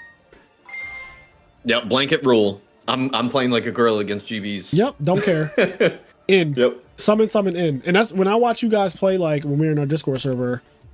When I watch you guys play versus GBs at any point, I'm like, you should be going in on them. Do not hold back. Don't fucking try to. Wow, like, another test tiger. Jesus. Yeah, it happens. Well, you're up a game. You know the vibes. Yep. Here we Ooh. Trap stun? Ooh, No. oppression. Oh my goodness, that oppression was That- so meaty. Cooks. But wait. Wait. What just happened with the test tiger return to monster? I gotta see what just happened. I don't think that's how that. Oh no, that isn't what happens, right? Because it's test tiger tribute target. Yes. Yeah. Test tiger tribute target. Yeah, the monster doesn't. The go monster's away. still in the field. Yeah. Right. Like, it's not like he tried to contact. Right, yeah. We were doing a tag at that point. Yep. Yep. Yeah. I'm like, that didn't look right. Which, this is huge because he still has a monster on the field to attack and stuff. Yeah, this changes the outcome of the duel quite a bit. Because Greffer living is wild, right? Like, Greffer living is wild.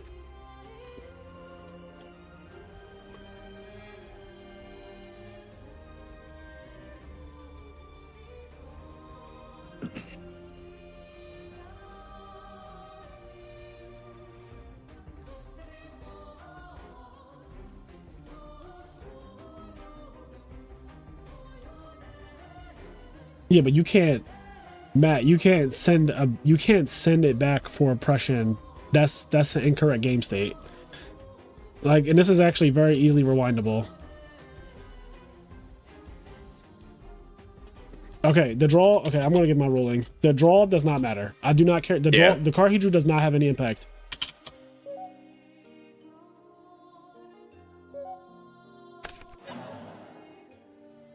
Yeah, he's just gonna attack.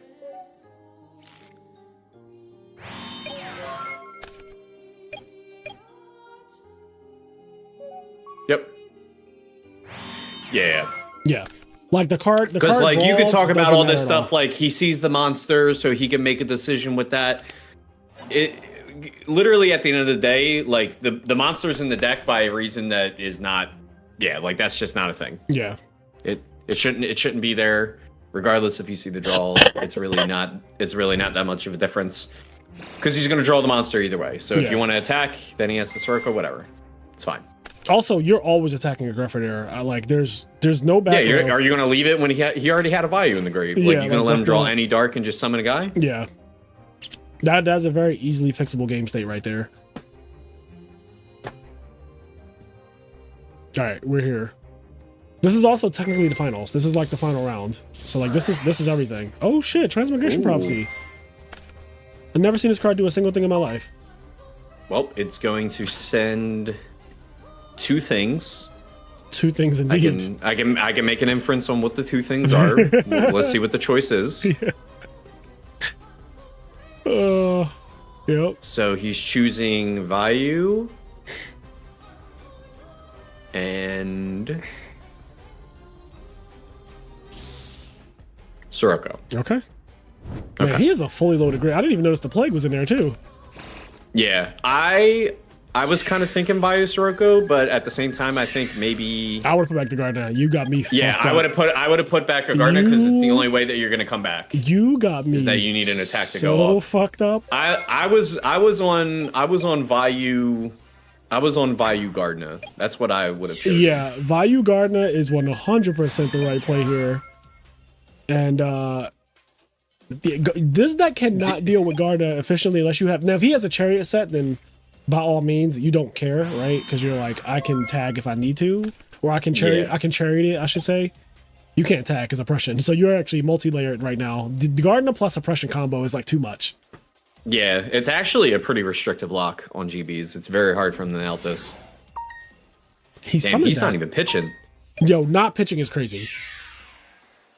Not pitching is crazy. Why is he playing Honestly, him that sweet? I thought he was about to put the Raikkonen in attack. Yo, why is he playing him that sweet though? Not right. pitching is crazy. So now not pitching might bite us in the ass, but I'm why assuming are we not I think we have a pitching, trap though? for this. Oh, we don't. Okay. Bro, I need to understand. Exactly. That's why he didn't care about the Gardner. He told you what he had. Draw Kai's for game. Ah. Oh, okay. Well, that works. Pump for game. It's exactly game. Yeah, exactly. 28. Okay. Kasperzu wins the tournament with Vayu Turbo playing BLS. Surprise, surprise.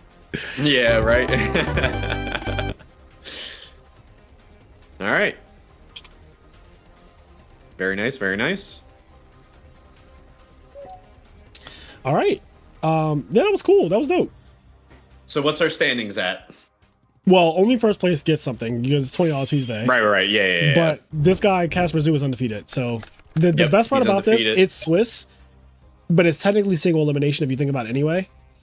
Yeah. And honestly, I think I might just go back to doing single elim. Because I'm okay, so next week I'm not doing this on Tuesday, just by the way. I said this earlier, like hours ago. I'm going to be doing this on either Thursday or Friday of this next week. So, and that's what the schedule is going to be going forward. Is going to be like Thursday or Friday each week, as opposed to Tuesday. Just Tuesday was great when it was the summertime because it was warm outside, and on Fridays people tend to go down to the shore. People tend to go outdoors. They, date night, just going out to clubs, bars, whatever, when it's nice out in the spring, summertime. So I stopped doing it on Friday because I was hosting tournaments on Friday and like 4 or 5 people would sign up, which makes sense. But then as soon as it got to like, I was like, oh, I could put it on Tuesday. And then the tournament started being 20 people on Tuesday.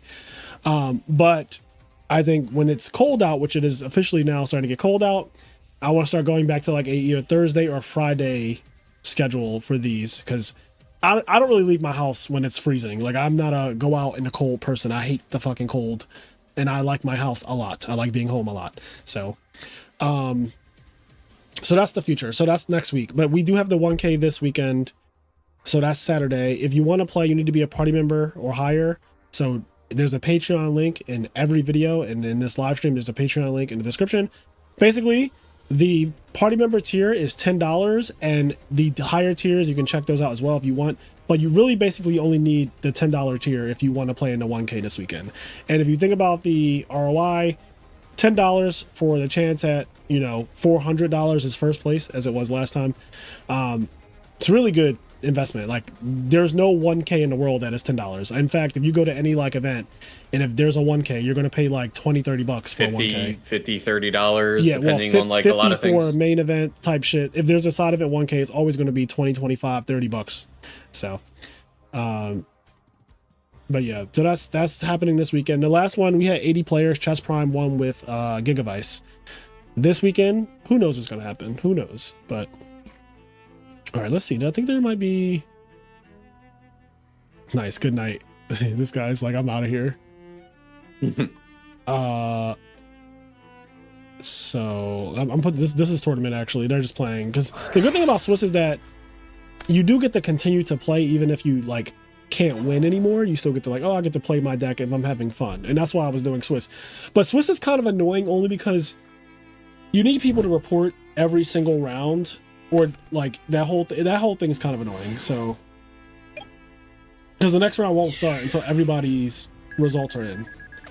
So Right. I will show his deck list on stream now though, since he's out, like the tournament's over and he already won. Here is Casper Zoo's Value Turbo deck featuring yeah. We're playing a, what does this look like? This is not a Sizzle 41, I believe, right? This is some, there's some spicy differences here. I mean, you're playing Minecon. Well, this might be the Sizzle 41 featuring a BLS. Is Sizzle 41 Minecon in the main? I don't remember no, that. it's not. No, it's not. You're right. It's Yeah, not because I know Minecon's not on it. But it might be okay. Let's look at this. It might be take out one DDV, put in Minecon, and add BLS, and that actually might be the change. I think that actually. Is it on 2 Hamster? Yes. Okay, it is on 2 Hamster. Yes. Okay, yeah. So it's probably Sizzle 41 with a few pulleys and levers changed. No. Just mind control for one DDV and add BLS. All right, there you go. And he said it in the chat too. He said, yes, exactly what you said. Yeah, this is literally like, now the side deck though, the side deck is, he's playing that card, Autonomous Action Unit. Autonomous Action Unit, take your BLS. Yeah, did you do that in the tournament, Casper? Did you ever steal someone's thing or like, that's fucking hilarious if you did that. Also, that's a good tech. That's good tech. Can you DM me your PayPal or your Cash App? Send me a DM. Damn, didn't take anyone's and didn't steal one. Or sorry, didn't summon one, didn't steal one. Yeah, there were a lot of BLS stuff on stream actually. The main one, which I'll pull up again, and we can just watch that. Oh well, this is just game. Hold on, there's a BLS. What do you mean? There's a BLS right here. Yeah, this is just it.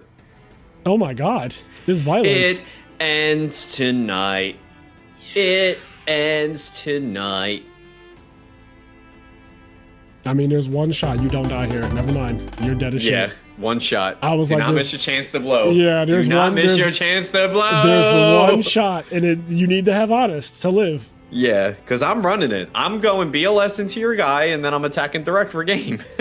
Yeah, if you want to see the main BLS moment from the tournament, I maybe should. Yeah, I had a match list ready. I just have beef. You have beef with BLS?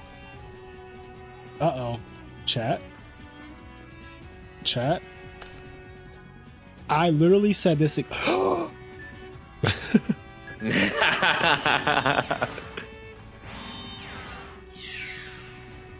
My buddy Brian, poor Brian, he was trying so hard to figure out how much damage he was taking. He never seen 6,000 like that. He's never seen 6,000. Bro, you take more. I was gonna say, you've never seen 6 bands in your life. You take more, bro. Now somebody writing RIP Bozo in the fucking chat. Did you see that? Who typed that? I don't know. Oh, Rip Bozo. Oh, I see. In there. Oh my god. Damn, that's crazy. Oh my god. Bruh. Swallowed Oh up. my Have you god. been swallowed up. Oh my god. What did he do to him? Where everything That was the was BLS tournament. Why? Glad y'all enjoyed it. You know, with more Why? what if videos. I didn't make you do that. You We're did gonna have more that. tournaments. I didn't make you do that. The funniest part That is he was said, so bro, gross. he's like, That was bro, I have one a battle family. phase, bro. Why? What did he do to you? Watch. Oh my god. What Look did over he in the do chat to you? section. Bro, that was so disgusting. That was so fucking disgusting. That was the first battle phase of the duel. Oh my god. And people were like, oh, BLS is not going to be that ridiculous. I have a family. He said I have a family, bro. Bro, that is not okay. I have a family. I literally said in the video, I said, imagine having Stratos on the field and your opponent goes 7 BLS, attack, deal 12, attack for 3,000. What if tournament series? Yeah, this is the What If Tournament series is actually going to be so fun. I'm excited. All right. So, guys, card to save for turn is next, and it's going to be semi-limited for the tournament because we actually want to seed the card and we want people to build around the card. So card to save for turn will be at 2, like Black Whirlwind, and I cannot wait to see how that one turns out. Yeah, that's gonna be a good one. That is going to be so fun. Oh man, wait, let me get my little my monocle. Hold on, let me. Hold on, here we go. Hold on, chat. Second, let me wipe these off.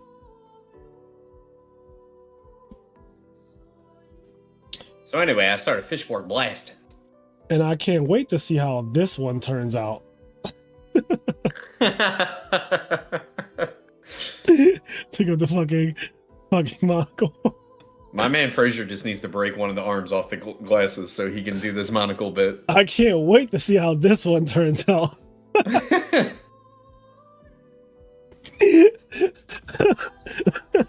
Oh, I'm dying. Oh, I don't know why that tickled me so much, but that's just funny. Okay, anyway. So, Casper Zoo is going to get the tournament winner roll, which means he will be able to play in the IMNerd Winners Ball, which is going to be a cash tournament with a several $100 cash prize. Last year we did $200. I think we're going to up it this year because that's just what we do. But last year it was a $200 cash tournament that was free as long as you had your invite. And by invite, you just needed to have won any tournament during the year. Any tournament. If you won any tournament during the year, you got an invite and you get this roll. I'll actually show you guys what this looks like. So like, you know, you get this roll and your name becomes pink. And you can see here, like people whose name is pink. Now Dom is also, he's a mod, so he's higher than mod trumps that. But you can see here, there's a bunch of pink. Danique is pink, Spore XD, obviously Rawneck has the pink name, Santi has the pink name. So there's a lot of people who have that pink name.